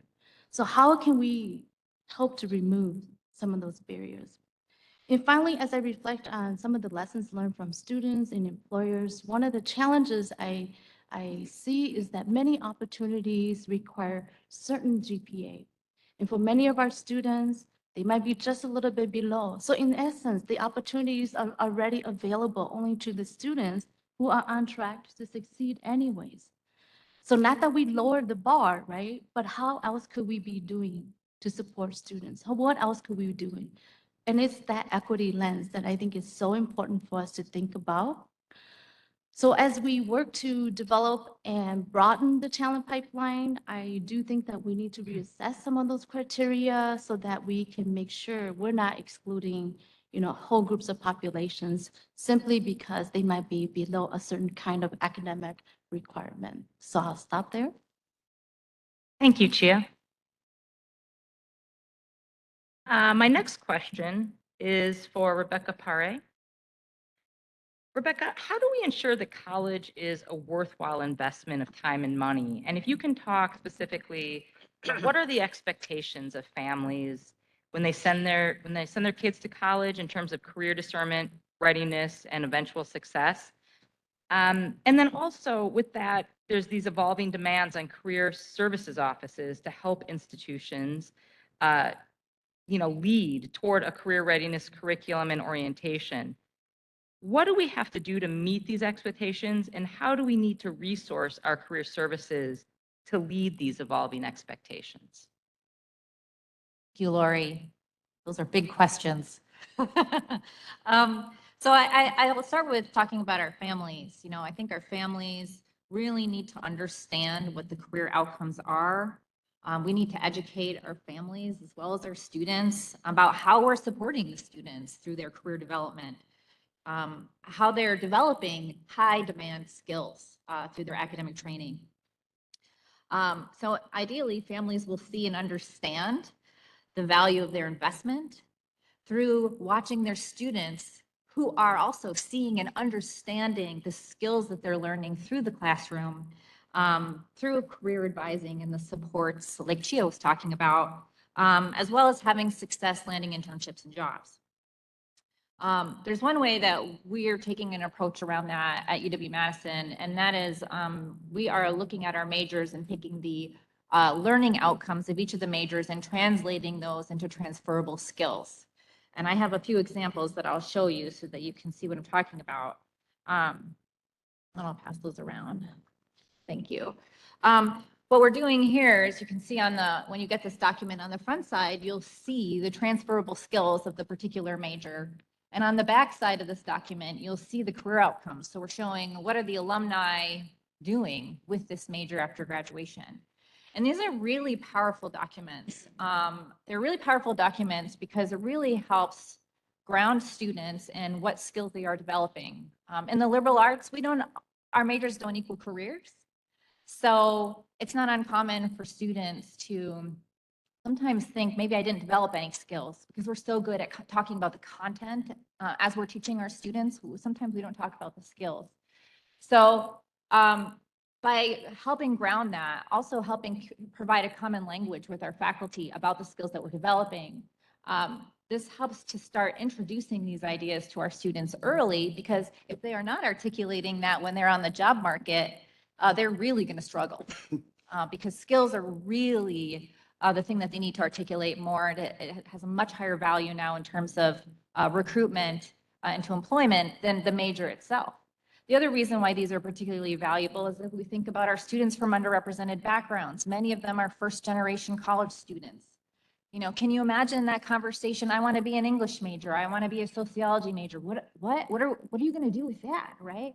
Well, it turns out like some amazing things, really tremendous things that our alumni are going on to do. And so these documents help equip students to be able to tell that story and have really more productive conversations at home and build confidence in their own selves and their education. And that is just so important when we think about readying our students for the job market. So, you know, families are really looking to our institutions to support them through skills acquisition, right? Through their education. They're looking for that. They're looking for help with career exploration and preparation. Students need to know what they want to do and why, and how they're going to get there successfully, which is more complex in today's market, right? So they need to understand recruiting timelines. We heard in one of the videos, the student who got a consulting job. Do you know what it takes to get a consulting job these days? Some of you might know, right? Students outside of their education need to complete upwards of 25, 30 individual case studies. Where are they going to get that training? Who's going to tell them that they need to do that through their undergraduate experience? So it's a thing, right? Much more complex types of training, but also recruiting timelines. If you want to work in the finance industry, you need to be on the job market a full year before you're going to graduate. How many of our first generation students know that? We think about diversifying a lot of different industries and you wonder why we're having trouble with that. Well, some of the recruiting timelines don't really line up with where students are in terms of their own development. So it makes it much more difficult to attract diverse candidates. So these are some real challenges that we need to think about. And so to your last question, right, to think about what the demands on career services has really changed. The threshold to get into first-time employment is higher than it's ever been, even though the market's really hot, right? The market's really hot. And for some areas, like in tech, if you have a computer science major, you're getting 4 offers. I mean, career services for those students is how to turn companies down, right? But for most other students, that is not the case. And you know, I really believe really strategically helping students with their career development and preparing them for their futures is the responsibility of our institutions. And I think career services of the 21st century needs to look different. It needs to be much more strategic, and it needs to be much more intentional in our approach. And that means that career services isn't relegated to that office over there, probably in the basement somewhere. You might find it, you might not, right?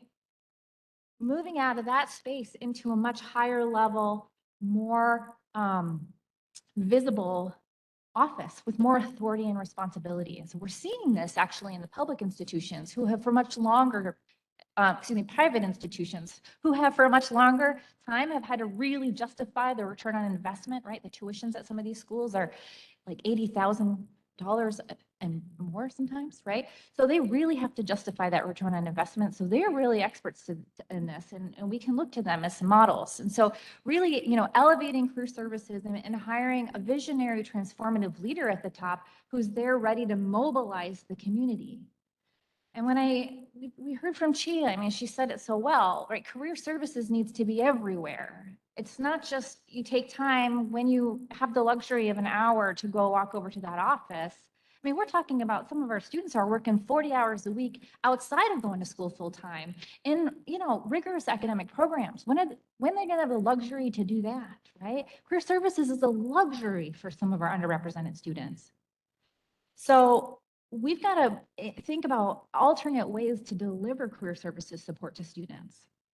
So this is a real transformation. So aside from elevating and thinking about how do we strategically systematize career services, right? One way of doing that is to help, like I mentioned with these skill sheets, for example, help our faculty recognize the skills they're learning. They've been in academia their whole careers, so they haven't worked outside in industry. So they haven't really had to articulate this in that way, but we can help them do that. And we can help students make the connection right in the classroom. And they're willing and interested in doing that. They just need a little bit of a helping hand. But resourcing them to do that starts to get this in front of all of our students. And then I would say, finally, there's a third way, and that's really the whole scale. And I think Chia was alluding this too, right? So I'm echoing a little bit, but we do need to transform what the service does. I gave the example of what it takes to get into consulting these days, right? And that's very different than what it takes to get into tech jobs. And we need to be able to help our students. You heard this, right? Start early.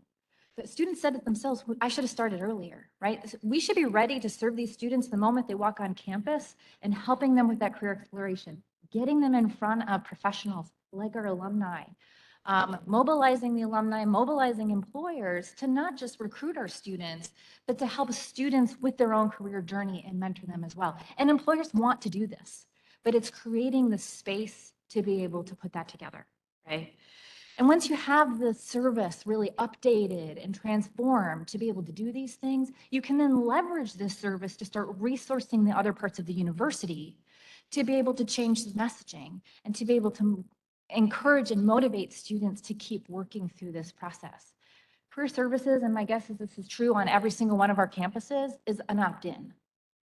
It's not mandatory. Students have to figure out when to fit it in, when to find the time.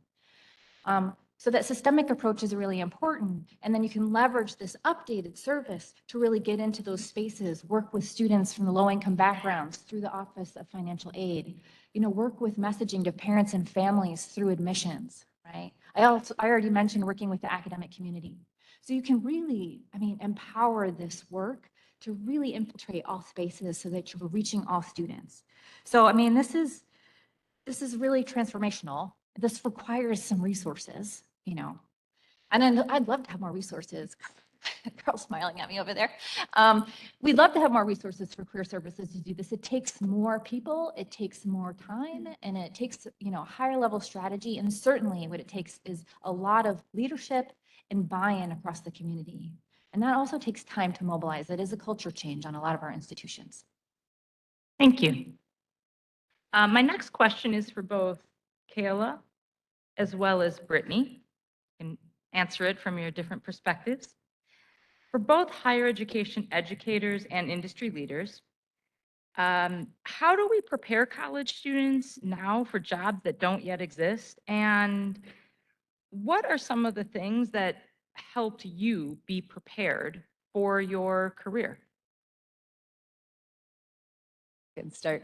When I read this question and I started to prepare my answer, I got incredibly overwhelmed thinking about the jobs of the future. In my space in manufacturing, I thought all about robotics and I thought all about advanced manufacturing techniques and electrification in the industry that I'm in.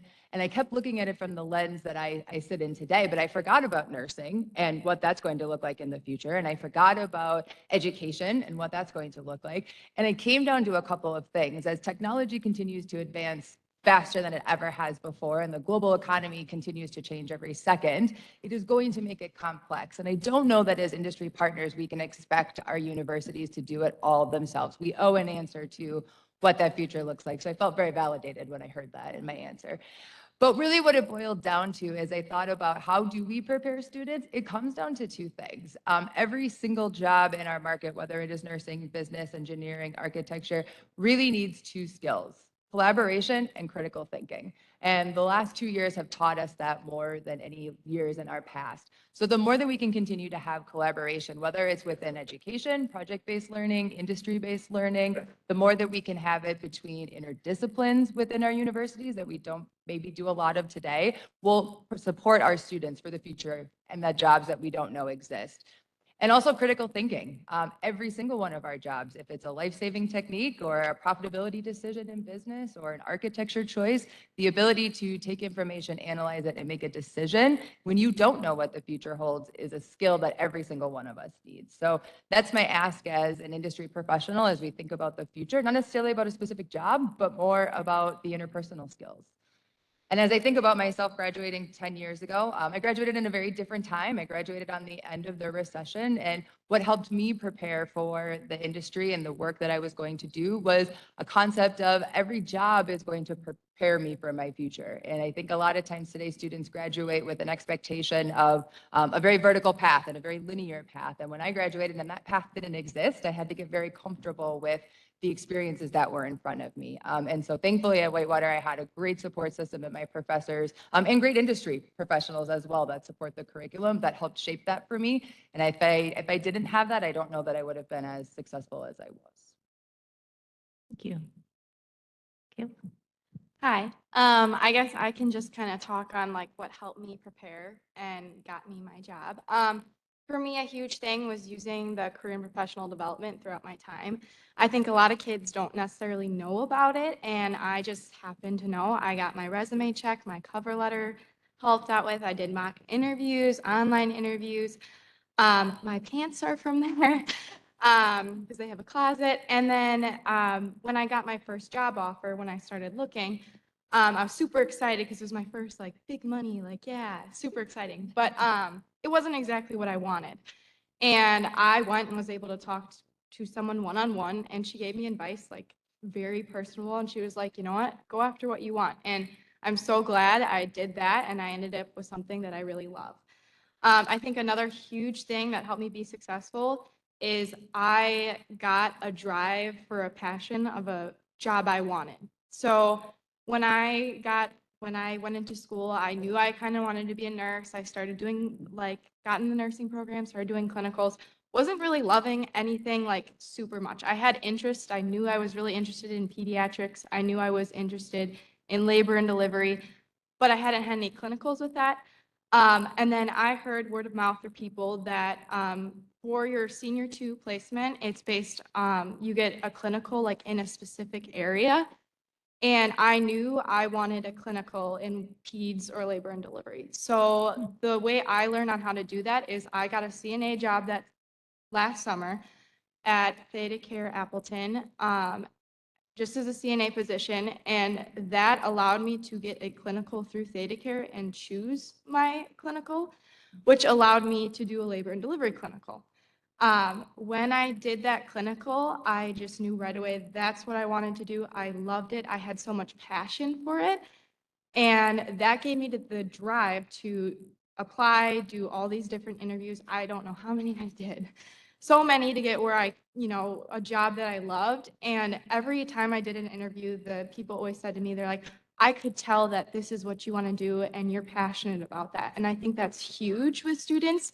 Whether it's clinical placements, internships, student teaching placements, I think getting students to have that drive and passion of what they want to do, like lets them be successful in it. And it's going to be more beneficial in the long term too. Like I know this is something I love and I see myself doing it for years and years and years. So yeah. Thank you. I'd like to now encourage the board to ask questions or make comments to our panelists.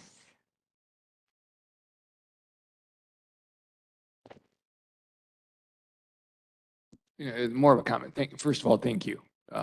Educational, I think I made a mistake earlier today when I was in the finance committee and I talked about what our goals are, and I talked about our goals was graduation. And you helped me hit the reset button. So I guess my attention turns to President Rothman. And as we start working on a strategic plan and you set metrics for the future, I know we've measured 6-year graduation rates and other aspects to that.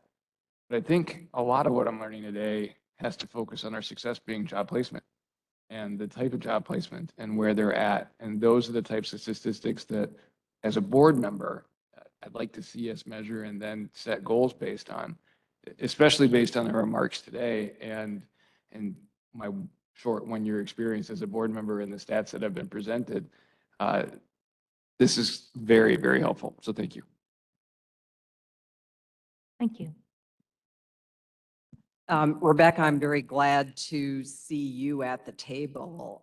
As an LNS grad, I've listened with interest over the course of the day about all the important areas dealing with technology that we need to focus on.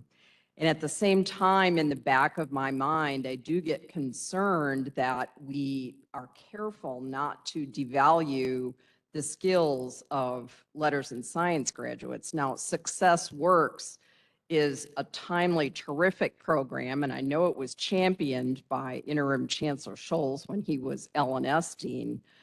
When you speak to parents, you alluded to parents earlier, what are some of the things that you tell them about when they have anxiety about my kid wants to major in history or my kid wants to major in journalism? What kinds of things can we as a board take with us as messages when we get asked those questions?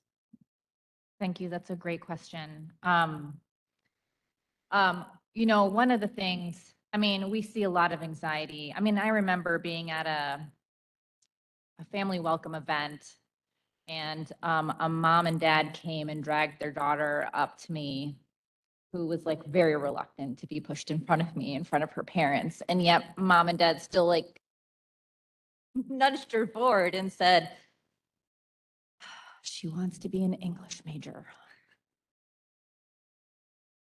And I said, well, that's great. That's a fantastic major. Communication skills are probably the #1 skill you need in any single job, hands down. And in front of me, thankfully, I'd had the results of a recent alumni survey, and I could point directly to the really positive career outcomes for our students in English and in the humanities. And we tend to undervalue that, but you can look at the back of the history, document yourself. The #1 job that our English majors are getting at the UW-Madison, #1 job across all of our alumni is business owner.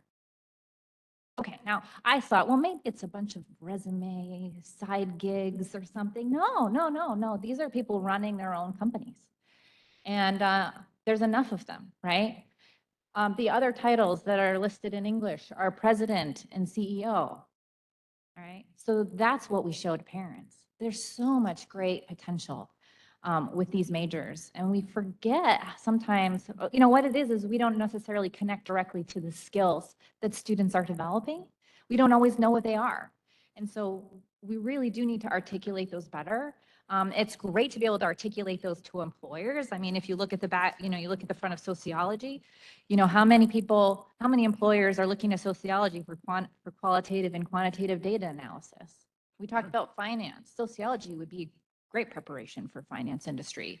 But guess who their employers are coming looking for finance majors because there's a direct connection. They're not even coming for econ majors. So we spend actually a lot of time working with employers to educate them as well, in addition to the parents, about the skills our students have and the opportunities. And I can tell you they are hungry and eager and love it. So it's really, I think, make a really big difference for our students. Thank you very much. This was an excellent presentation, so thank you all for being here. I was a double major in history and sociology, so I feel really seen, by the way. But I just wanted to make a comment, and maybe there's some input you could provide.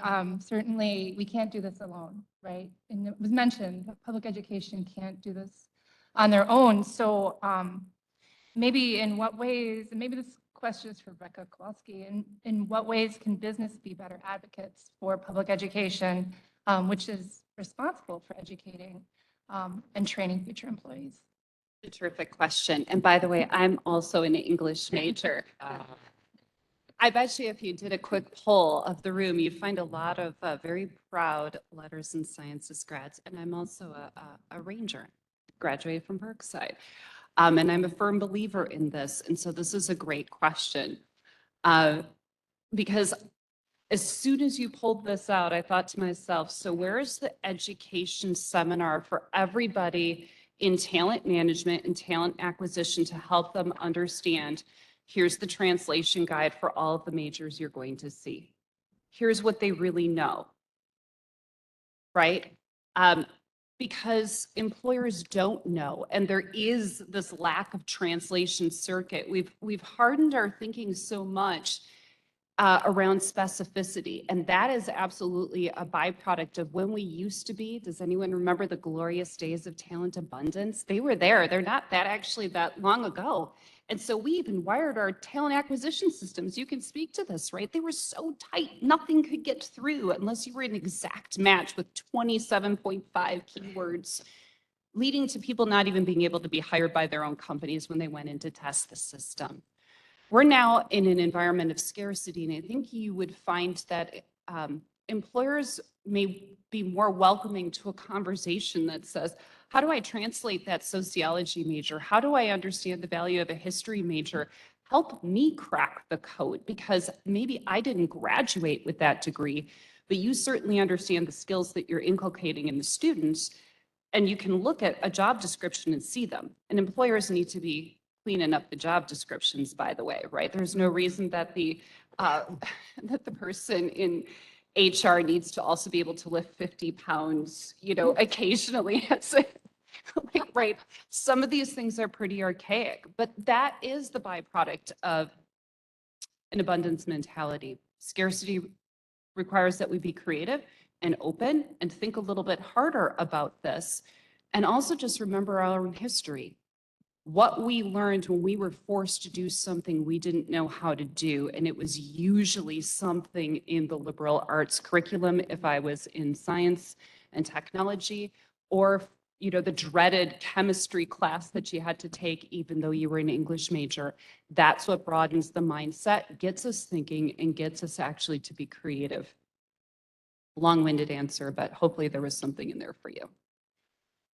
Do you mind if I also answer? Fantastic, thank you. I absolutely 100% agree with Rebecca. I think I would add tactically, take advantage of your industry advisory boards, whether they're the formal ones or informal alumni from a program, offering curriculum from, or offering an opinion as an industry partner to what's being taught, or giving at least a guidance is an invaluable resource that we as industry professionals can offer, and more education opportunities from career services. It does mean more time and resources, but we have had incredibly tight processes up until this year. And the more that we understand the students and the curriculum, the more that we can open our eyes to excellent, diverse students that can help fill these roles. So just a few more tactical answers for you.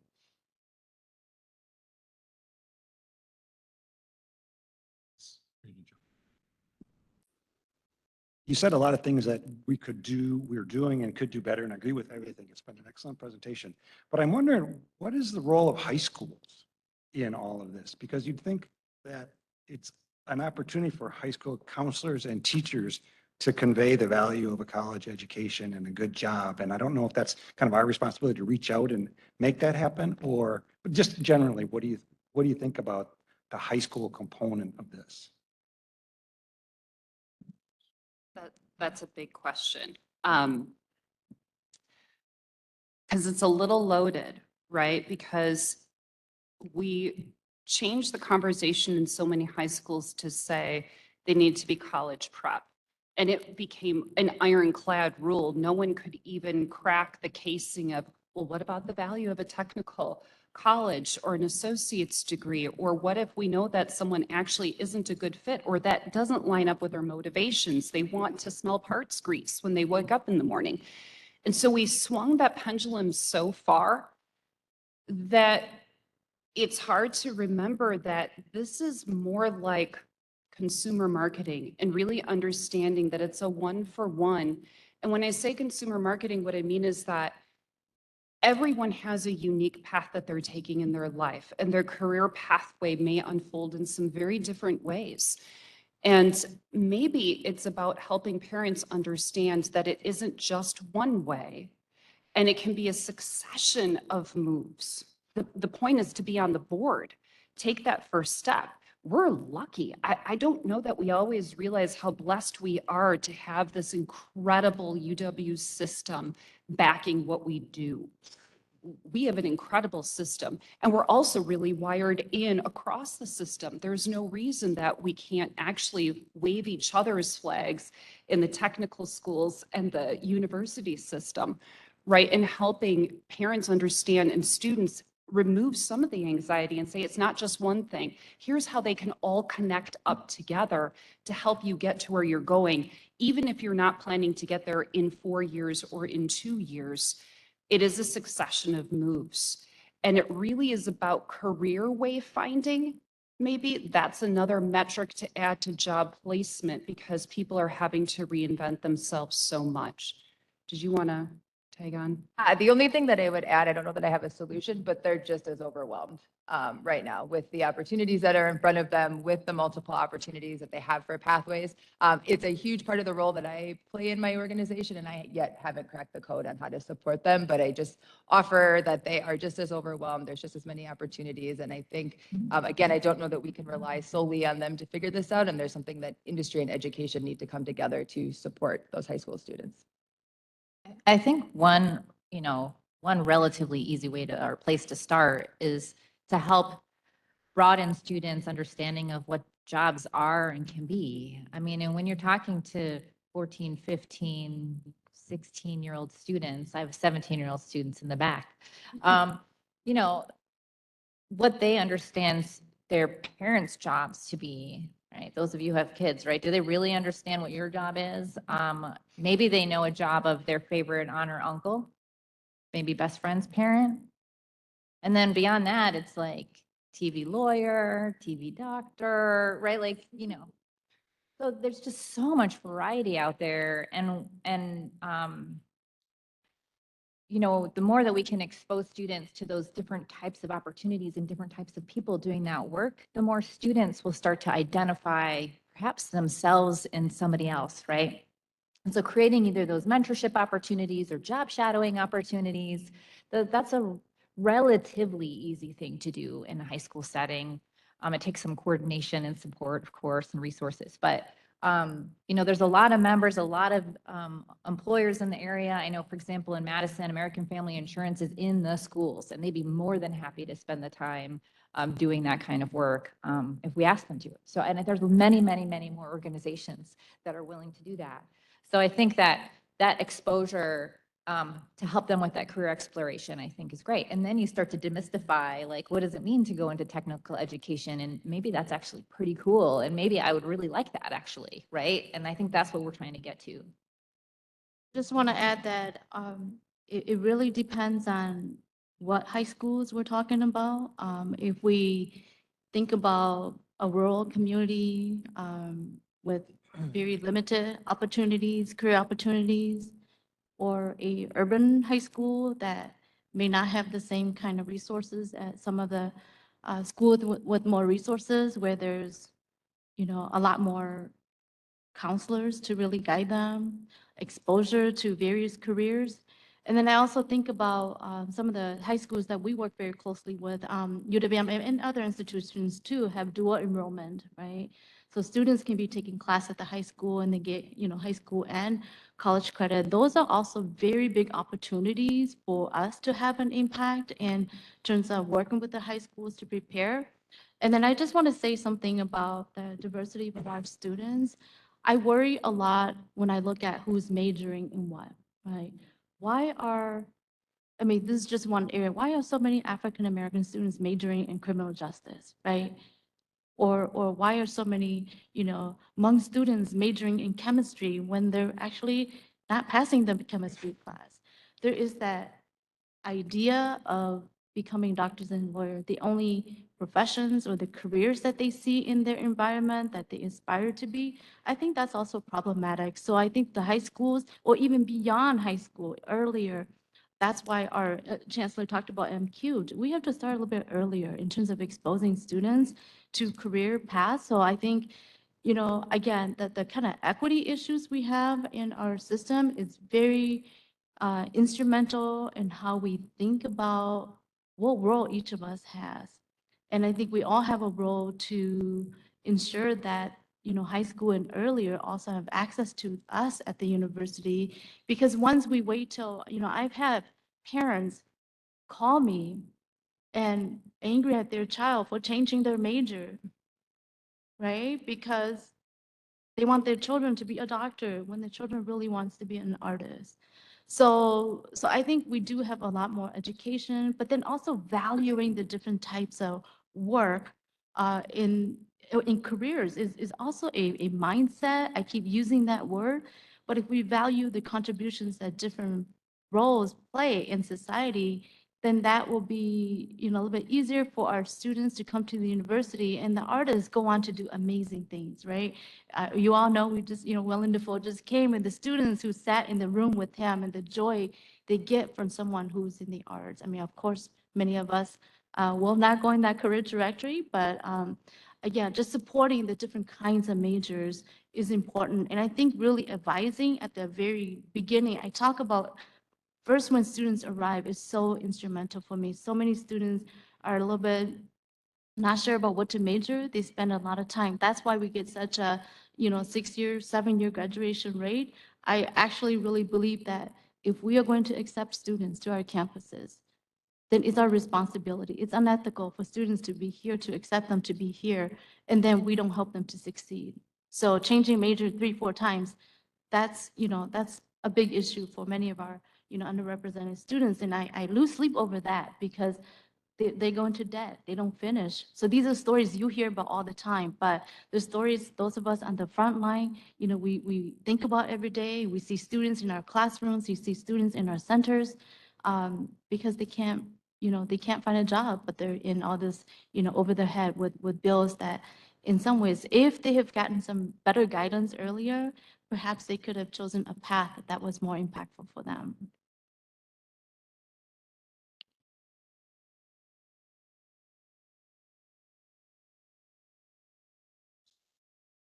Just for your questions. We have to get to another item, though, so we're short on time, so thank you very much. Thank you, everyone. And thank you to the panelists.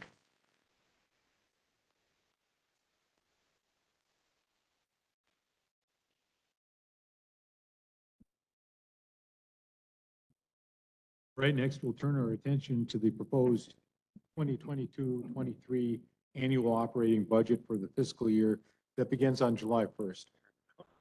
It's our job as a board to ensure that funding is put to good use. And that's what we're doing today. This state investment will help our universities focus on programs that put our students in the best place to succeed. President Rothman, would you like to start us off? Very good. Thank you, President Many Deeds. Let me make a prefatory comment because I know Regent Rye has mentioned it, Regent Atwell and I have had this discussion about tying the strategic plan and the budget together so that we are putting our money aligned to our strategic priorities. I look forward to having this board adopt a plan so that we will be in a position to do that going into the future. Obviously, we are not there at this point, and that makes it a little bit more challenging to get that alignment. But trust me, I think those are the right principles, and we will do that on a going forward basis as the plan takes shape and this board ultimately, hopefully approves the plan. Let me just talk a little bit about the budget for the coming year and just give you a little perspective as we've looked at it. The budget that we are considering will serve approximately 165,000 students across the UW system at our 13 universities. Over the past decade, we have awarded more than 36,000 degrees annually. And you think about the conversation we just had and the war for talent, the battle for talent that's out there. That's a significant number, but I think what we're hearing today is we need to do more in the right fields. To do that successfully and to achieve that level of graduation, of course, takes an incredibly talented faculty and staff, which we have, as well as well-equipped and up-to-date facilities. And there are challenges around that, as we've talked about, including around challenges around compensation for our faculty and staff. There are several key takeaways in the operating budget under consideration today that I think are important for the board to keep in mind. I'll be brief so that the board can dive into greater detail with Vice President of Finance, Sean Nelson, in just a minute. First, for the coming academic year, we are recommending that tuition for resident undergraduates not be raised. This has been facilitated through a $25 million one-time investment from the Evers administration that helps fund that, our ability to fund the freeze. We are certainly grateful for that support. Second, the overall cost of attendance for resident undergraduates at our four-year institutions will increase by 1.7%, or about $273. This includes tuition, segregated fees, and room and board. We continue to do our best to keep costs down, but we know we are facing inflationary headwinds. And Sean, I think we'll talk about that, perhaps less so in the budget due to some fixed arrangements that are in place, but we will be facing them in our budget the following year, I think, without question. Our campuses, nonetheless, are already experiencing some of those inflationary pressures, particularly in the areas of cost of goods and services, the cost of offering competitive compensation to recruit and retain talent, and the cost of capital projects. But those pressures are going to intensify, is what I would expect.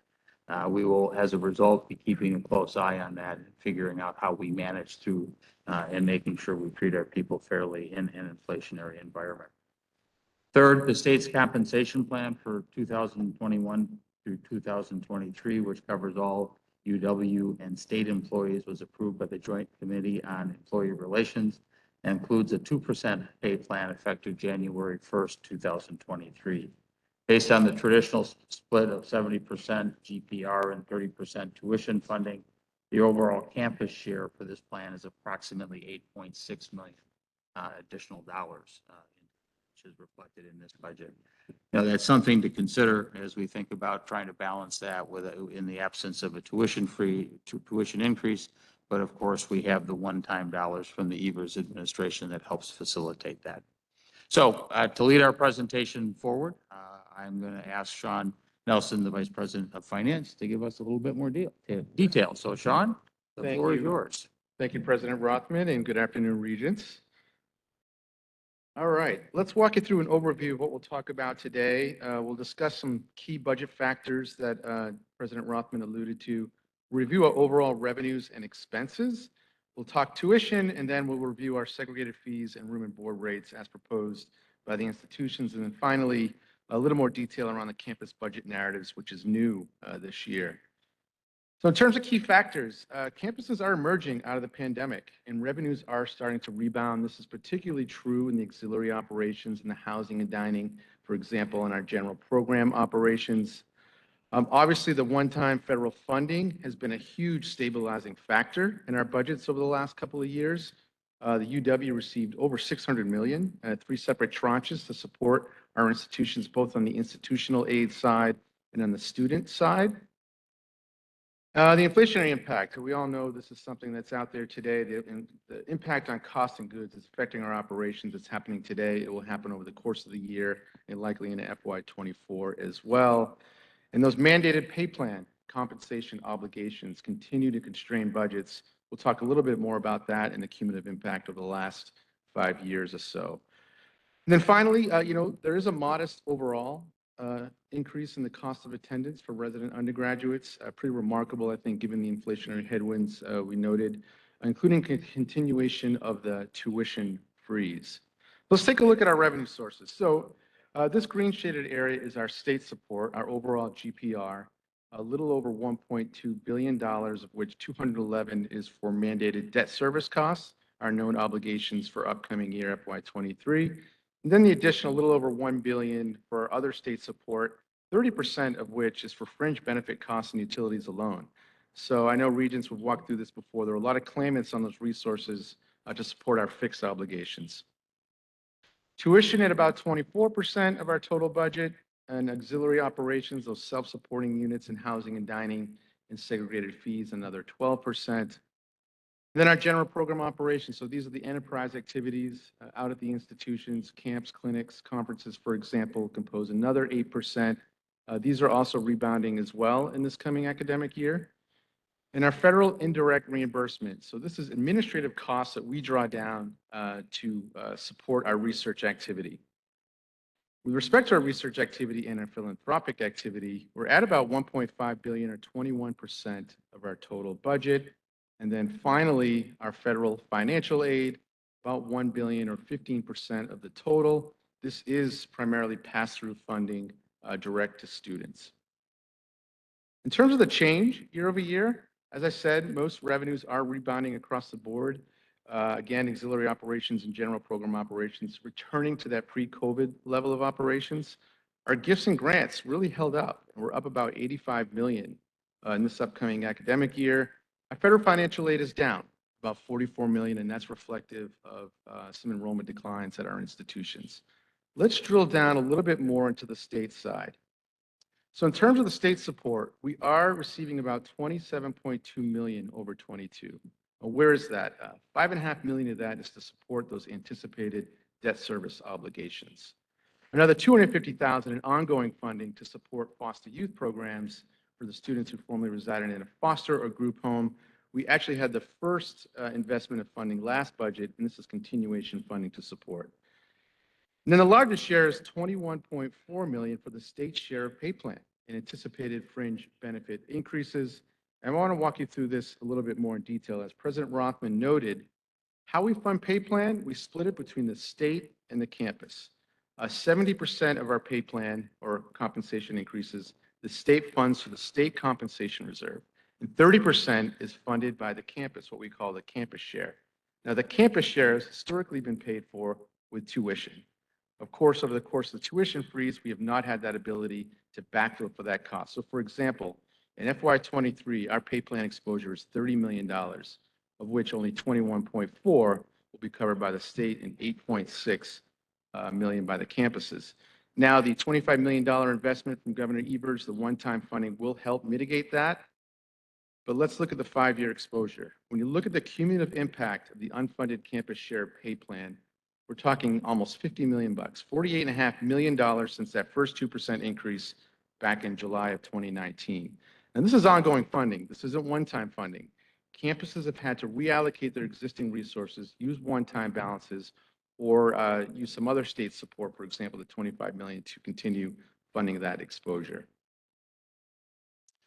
In terms of key revenue change, let's focus on tuition. Perhaps somewhat counterintuitively, we are up $54.5 million on tuition over 22. That is largely attributable to Madison.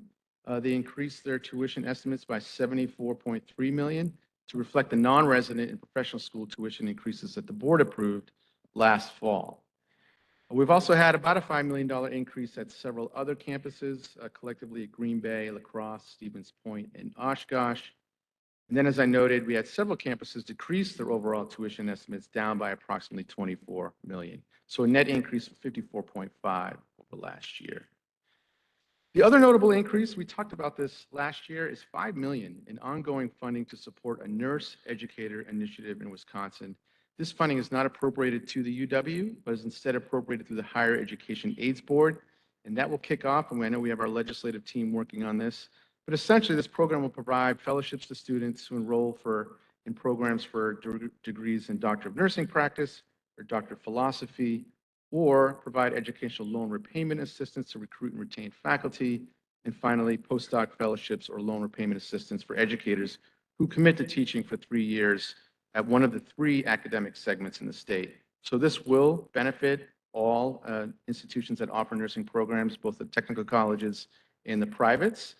We have 6 programs, I believe, that provide nursing programs, including 4 of which offer the the DNP. So we're looking forward to be an outsized recipient of this additional funding this year. In terms of expenses, so we break it down into 5 buckets. Not surprisingly, our nearly 40,000 employees, about more than half of our budget is committed to salaries and wages and overall benefits, about 54%. There's the financial aid we talked about, and of course, our debt service. This is both our general fund-supported borrowing and our program revenue borrowing at about 7% of our total expense. And then sort of this more broad bucket around S&E, supplies and expense, of $1.65 billion. I want to drill down a little bit here. This captures a lot of activity: our utilities, our travel, our equipment, professional development, consultants, contractual services. And these areas are largely sensitive to inflation, so we are seeing a huge uptick in utilities already. Obviously, travel is coming back, but another example would be the ATP project, right? So our movement to Workday to transform our HR and finance services, we're ramping up some expenses in that area as well. Tuition. As we all know, the biennial budget did not include language prohibiting the board from setting tuition. The board budget resolution does call for no increase in resident undergraduate tuition for the upcoming academic year. This will, of course, be the 10th year of a tuition freeze, and that is mitigated in part by Governor Evers' $25 million one-time allocation to fund the freeze. Let's move to auxiliary rates. So we do provide guidance to the institutions relative to where and how they can raise auxiliary rates. So auxiliary rates being for housing and dining and segregated fees. Mandated compensation, so pay plan is a good example. Contractual agreements that may have an escalator clause, for example, in dining. Debt service. Enumerated capital projects as projects move through the State Building Commission. Student-initiated proposals and student safety. And the new one this year, market salary adjustments. What we're seeing on the dining side is really wages growing more quickly in the lower paid positions than it were in higher paid positions. So for example, paying cafeteria workers $15 an hour, student workers $11 an hour. So we had quite a few proposals from the institutions to support those increases. Now, segregated fees, they are charges in addition to tuition that are assessed to all students. So all students pay the segregated fee, and that provides student services, organized activities, which are decided on by the students, programs, and some of those fixed costs around facilities.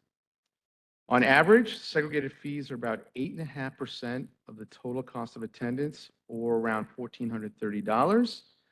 Then finally, when you look at all the proposals in the budget, there will increase on average at a 4-year institution by $40 per year, $20 a semester, or about just shy of 3%. Now, as I noted, a large share of that is on the student-initiated programming. The compensation side, pay plan and fringes, and the market salary adjustments are a big component of that. Here are just some examples. On the major project side, a major project at Oshkosh for the Child Care and Recreation Center, Student Center at Parkside, and the Recreation Center at Stout. On the student-initiated programming, some organized activities and some health and counseling, which we've seen a pattern of increases over the last few years, university centers, and student life. Again, on average, an increase of about $20 per semester. Now, on the room and board side, a room does constitute about half of the cost of attendance after you factor in tuition and segregated fees, or about $8,300 on average for a resident undergraduate living on campus. And in the proposals contained in the document today, they will increase on average by $231, or a little shy of 3% as well. And most of those costs, nearly 90%, are attributable to the cost of utilities, debt service, food supply, and some of those compensation issues that we talked about earlier. Now, as I mentioned, the contractual changes are a big component of that. We saw increased food contracts and food costs at all 13 campuses. And it was particularly more acute at those institutions that had self-operated dining facilities where they're seeing the cost of food supply happening sooner. And I look at Stephen's point, I think that one really sticks out in my mind. But we know that a lot of contracts are locked in at the institutions, and we're going to see a steady increase, I think, over the next year or two when those dining contracts are renegotiated. So we're watching that very closely. Then again, not surprisingly, more increased costs on the utility side for custodial and laundry contracts. Overall, this is a slide we like to share every year. So when you dig in, you look at the average cost for the academic year for the majority of students living on a four-year campus. We're at about 1.7%. And I think that's actually remarkable. I think given the inflationary headwinds, we've really been trying to keep costs down for those mandated obligations. But I will say, last year, this was 1%. And the year before that, it was 0.9%. But if you're a freshman entering in the fall of 2019 and graduating in the spring of 23, this upcoming spring, your total cost of attendance only went up about 4.7%. It's remarkable for a resident undergraduate student living on campus. One new detail this year we added, and a lot of this was at the encouragement of Dr. Rye last year when we were discussing this, and certainly Regent Atwell, we wanted to include more detail on the campus level budgets, including some strategic budget actions that they were taking in the upcoming year. We also asked them to identify key budget drivers in the annual budget, both on the revenue and expense side, and provide some key points on philanthropy. So for the first time, we include some philanthropic detail for every institution. So I encourage you to look in there and review those. We did notice some themes, not surprising, again, back to inflation. It's really pushing our cost of goods and services, our utilities, and capital projects. We're not going to get much into that today, but we're seeing a huge increase on the capital side and the capital planning. Challenging employment market is making it very difficult to attract and retain talent. This has been a recurring theme when I'm meeting with CBOs and meeting with chancellors, that we are having a hard time attracting folks, and this is causing a lot of stress on our talent. Again, the financial obligations from pay plan increases and compensation adjustments and deferred maintenance, right? So when we have lack of resources, deferred maintenance tends to slide down the scale of priorities. We're seeing that we don't have the resources to meet our deferred maintenance needs. I think on the plus side, again, we are rebounding back from pre-COVID revenues to pre-COVID revenues. And while several campuses are reporting enrollment declines, in traditional undergraduate enrollment, we have seen a lot of growth in graduate and self-supporting programs, campuses being very creative in how they can augment their overall tuition revenue. And then finally, I think on the strategic planning side, you'll note as you walk through, just remarkable. Folks reallocating to support EDI initiatives, student success and retention programs, enrollment management has been a key focus of institutions. And again, new programs, right? Campuses are really exploring opportunities to broaden their tuition base. So looking ahead, so again, closely tracking inflation. We're going to round out FY22. We still have a few weeks to go. We're looking at where we're going to end up, especially on the utility side is one of particular note. We are moving towards establishing an accelerated timeline for auxiliary and tuition rate setting for fall of 23. Now, I think this makes a lot of sense. We are now 90 days before the start of the semester, and I'm bringing forward to you proposals for next semester. We need to advance that. We need to do this in March or April of every year, and so we can focus on this annual budget and be more campus-driven and drill down a little bit more into those details by campus. As President Rothman noted, he is initiating a strategic planning effort that will inform our system budget priorities going forward. We look forward to that. We've already engaged. And I know he's already said to me, I'm really looking closely at those campus P&Ls, Sean. What can you do for me? He's taking a page out of your book, Regent Atwell. But I know this is something that will be a particular focus for us as we move forward. And we are initiating efforts to review considerations on how state support GPR should be allocated. This is a discussion that started last year, and I know that there will be a board committee looking at this, and I look forward to partnering with the chancellors and the board on moving that forward. Then finally, we will bring our biennial budget request to the board in August to reflect some priorities for the next 2 years after this next annual budget cycle, and that will happen in just a couple of months. Before taking questions, I have some acknowledgements for folks who have really helped out. The chancellors, obviously the chief business officers, budget directors, our controllers, our auxiliary unit folks spend a lot of time developing rates and working with system folks to develop those proposals and submit them. And finally, our great staff at UWSA, Renee Stevenson, Amy Arnold, Julie Gordon, who's here still somewhere. Hi, Julie. Gary Bueller, Jen Goitowski, Chrissy Klappa, Mickey Crawl, Sarah Votes, and Lindsay Hogan. It's a great team. I think without them, we'd be in a much more difficult predicament pulling this together. So thanks to all of them. And with that, I can take any questions, Regent President Meddy. I think I have a motion to approve resolution 11. So moved. And a sec. Okay, so now questions and discussions, please. Regent Miller. This is more of a comment, but I plan to support this budget along with the tuition freeze, but only because the fiscal hole left by the continuing freeze is being mercifully filled by Governor Evers. That said, I think that the issue of never-ending tuition freezes requires a robust discussion by this board in the future. This year, we will be able to cover the gap left by our 10th straight year of the tuition freeze because the state is still flush with federal COVID dollars, but this won't be the case in future years. These COVID funds haven't solved the underlying problem. The gap between what is available to the universities to fund operations and what is needed is still there and only growing larger. This never-ending tuition freeze environment weakens the ability of our universities to serve our students. It's just not prudent budget management, especially since, as we know, tuition represents the largest piece of the campus budget pie. UWM, our host today, counts on 37% of their budget from tuition and only 29% from the state.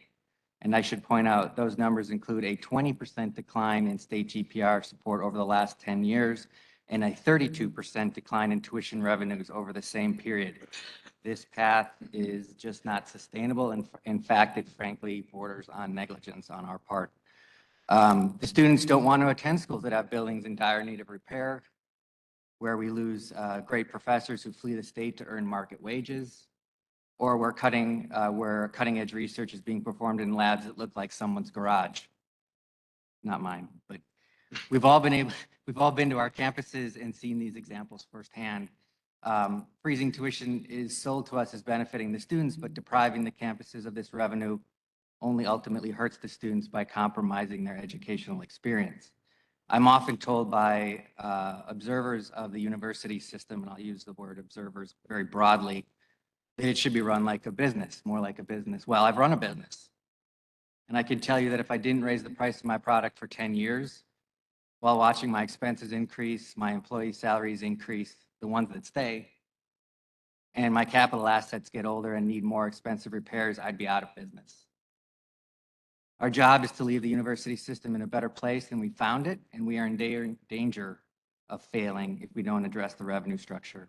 Our students deserve better fiscal stewardship. So, as Sean said, I hope that we can have an honest discussion on responsible tuition in the early part of the budget process, early next year. So thank you. Thank you. Regent Miller, I want to respond to that a little bit. I argued hard for 4 years for a lift for the tuition freeze. And in fact, there is not a tuition freeze. I think it was a discretionary choice. It's my understanding that we chose to, the governor chose to fund the freeze rather than have us raise tuition. So I've made the argument, and I agree with you 100%. We have to start to charge tuition at a higher level. And at the same time, I think we should be supporting access more aggressively as well. But let's be clear, tuition's in our hands right now. And we could act on it. We could act on it today. Secondly, so I'm going to see a biannual budget in August of 22, right? This August. Will I see a projected? I know we will not have the actual year-end numbers for the current fiscal year 22 until after that budget meeting. Yeah, that's right. Will I see a projected actual as Yes. of June 30th, 22 in advance of being asked to vote on the biennial budget. Yeah, absolutely. No, Okay. yep. Because I don't know how we can make responsible decisions without reference to how we actually did. What we continually see is the budget against the budget is against the budget. And I just want to point out, last year, there was a wide disparity between the budgeted 21 number and the actual 21 number. That's right. 9 months or 3 months later. So you've heard me say this before, Sean, so I said enough this morning on it, but get it done, please. And if you're running into resistance from the campuses to provide the necessary information, what can we as Regents do to make that possible for us to act responsibly? Yep. And I want to make it clear, I would support a tuition increase this year, right now. Yep. And lastly, one other thing, as we go into the strategy planning session, I really, really, really want to see, for the sake of our ability to make good strategic decisions, not just the cost to the student, because I think we've shown over and over again, frankly, that the tuition freeze is causing much of that. I want to see the cost of the student by our location. And I recognize that data can be misinterpreted, but it's simply, let's talk about what the data means. If it seems to say something that it's really not saying, let's talk about that. But as we look at our ability to use our resources efficiently to meet all the needs that we've been talking about, the Milwaukee situation, access across the rest of the state, the Badger Promise, let's get a handle on what it's actually costing us. And if we have some real outliers, let's not be afraid to talk about that. It's just the total budget number divided by full-time equivalent. You can define it any way you want, just define it consistently, and let's trust each other to talk about the data. Thank you. Sean, I want to say thank you for the university narratives, but more importantly, I want to thank all the chancellors and your teams that worked on that. It was very helpful to me as a newer regent to understand not only the strategic aspects of what's going on the campus, but also the breakdowns. So thank you, and thank you for processing my request before Regent Amos over the years. Second, Sean, just a quick question, that the $25 million from the governor that we received in lieu of doing a tuition increase, help me understand the allocation formula of that 25 million. Was it just mirrored with GPR, or was it done differently? Yeah, I'm trying to figure out the line item where that's reflected. Yeah, it did mirror our GPR fee split that how we traditionally allocate our state support. Yeah. And then on each individual campus, we see the spend down of the tuition balances. I'm assuming that's the reserve balance spend down. I didn't hear the question. On each one of the individual campuses, we have a one-time use of tuition balances. You want to know how much? No, help me interpret with that line a little bit. Oh, okay, so, sure. So campuses have their one-time balances of the reserves. Where there are opportunities to use those one-time balances for strategic initiatives, they outline it in the budget. So I think in this case, all in, just on the tuition side, we had over $40 million in tuition balances being used to support some ongoing costs, some one-time costs, strategic initiatives. We will report out on the PR balances at the October board meeting on a much more granular level by campus, by institution, including all of their planning to support their balances. Thank you. That's how I did interpret it. I just wanted to make sure I was reading that correctly. So thank you, Sean. Thank you very much. Thanks very much for this also, Sean. I just think in light of the conversation that we had prior about the value of a four-year college degree, and that we really need to consider how much the UW system is expected to do in public education in general, and the load that we are expected to carry for the success of the state. And that's the point. That's why we're here, right? That's the purpose of public education. But without the economic investment from the state, or that commitment, or the advocacy really from, you think, some of the partners in this industry and business in general, who could, in my opinion, be doing more to advocate for this in the legislature. And without that, I think when we look at tuition freezes, when we look at the rising costs of things, how much more are we going to be expected to do? And I say that not just as a regent at the UW system, but I think about our K-12 systems too. We put a lot on them to solve all these problems. And they're responsible for the economic engines of our state. Yet our partners throughout the state, I feel, could be doing more to advocate on our behalf at the legislature to get us more resources, especially since they're the ones that are benefiting from it.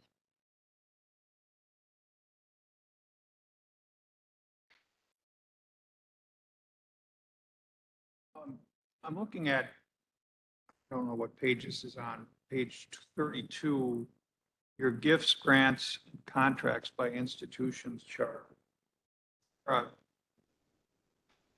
With reference to corporate joint venture or partnerships with the corporate world, research, et cetera, is there a trend up in that?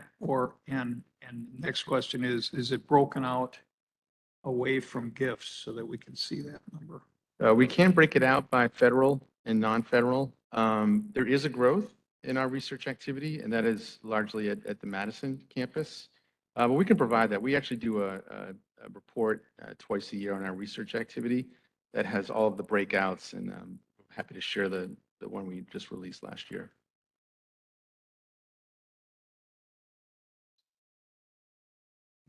So I'd just like to say this.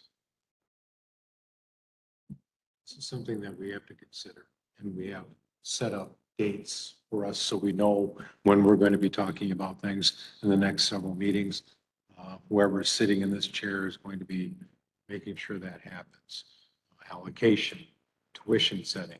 We have to do it in a very studious, measured way. We have to think about each campus. We have to come up with ways and reasons for what we're going to do, and then we have to, as Regent Underwood said, go out and talk to our legislators, discuss with them, and advocate for our system as to what we want. But we have to show them how we've arrived at what we would like them to advocate for, what we would like them to support.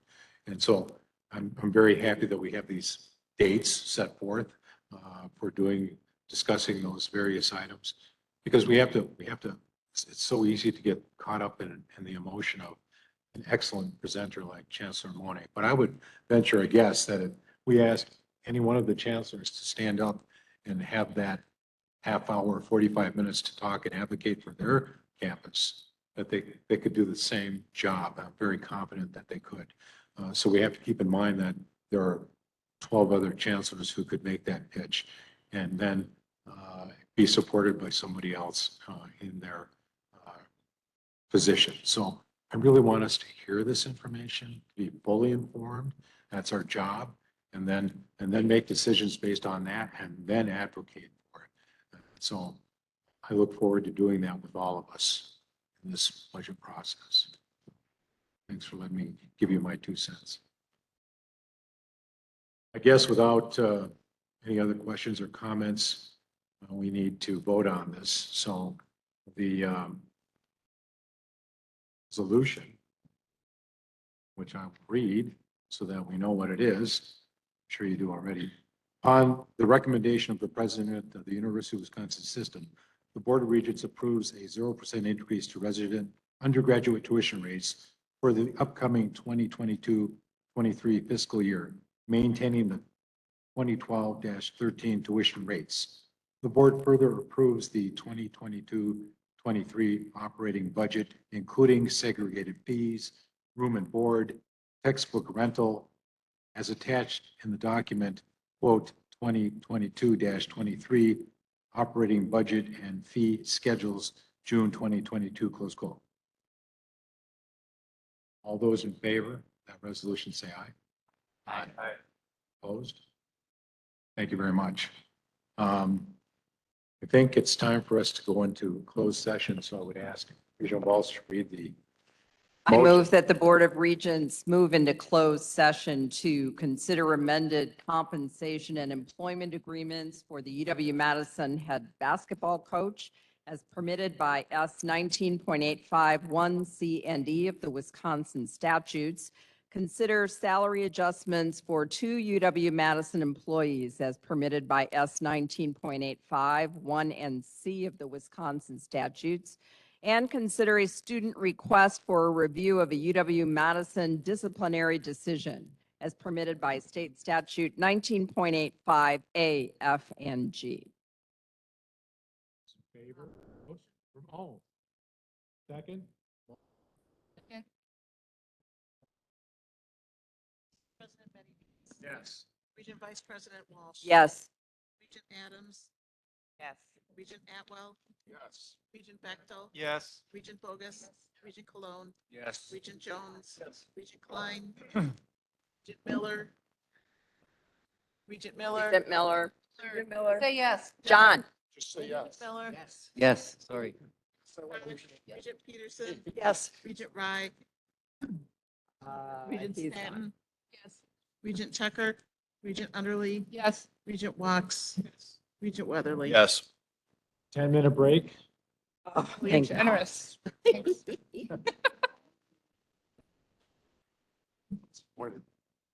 I mean, I wanted to write a note and pass it to her. Already figured out the $6 billion budget. There you go. And it's radio. That's what we expect this year.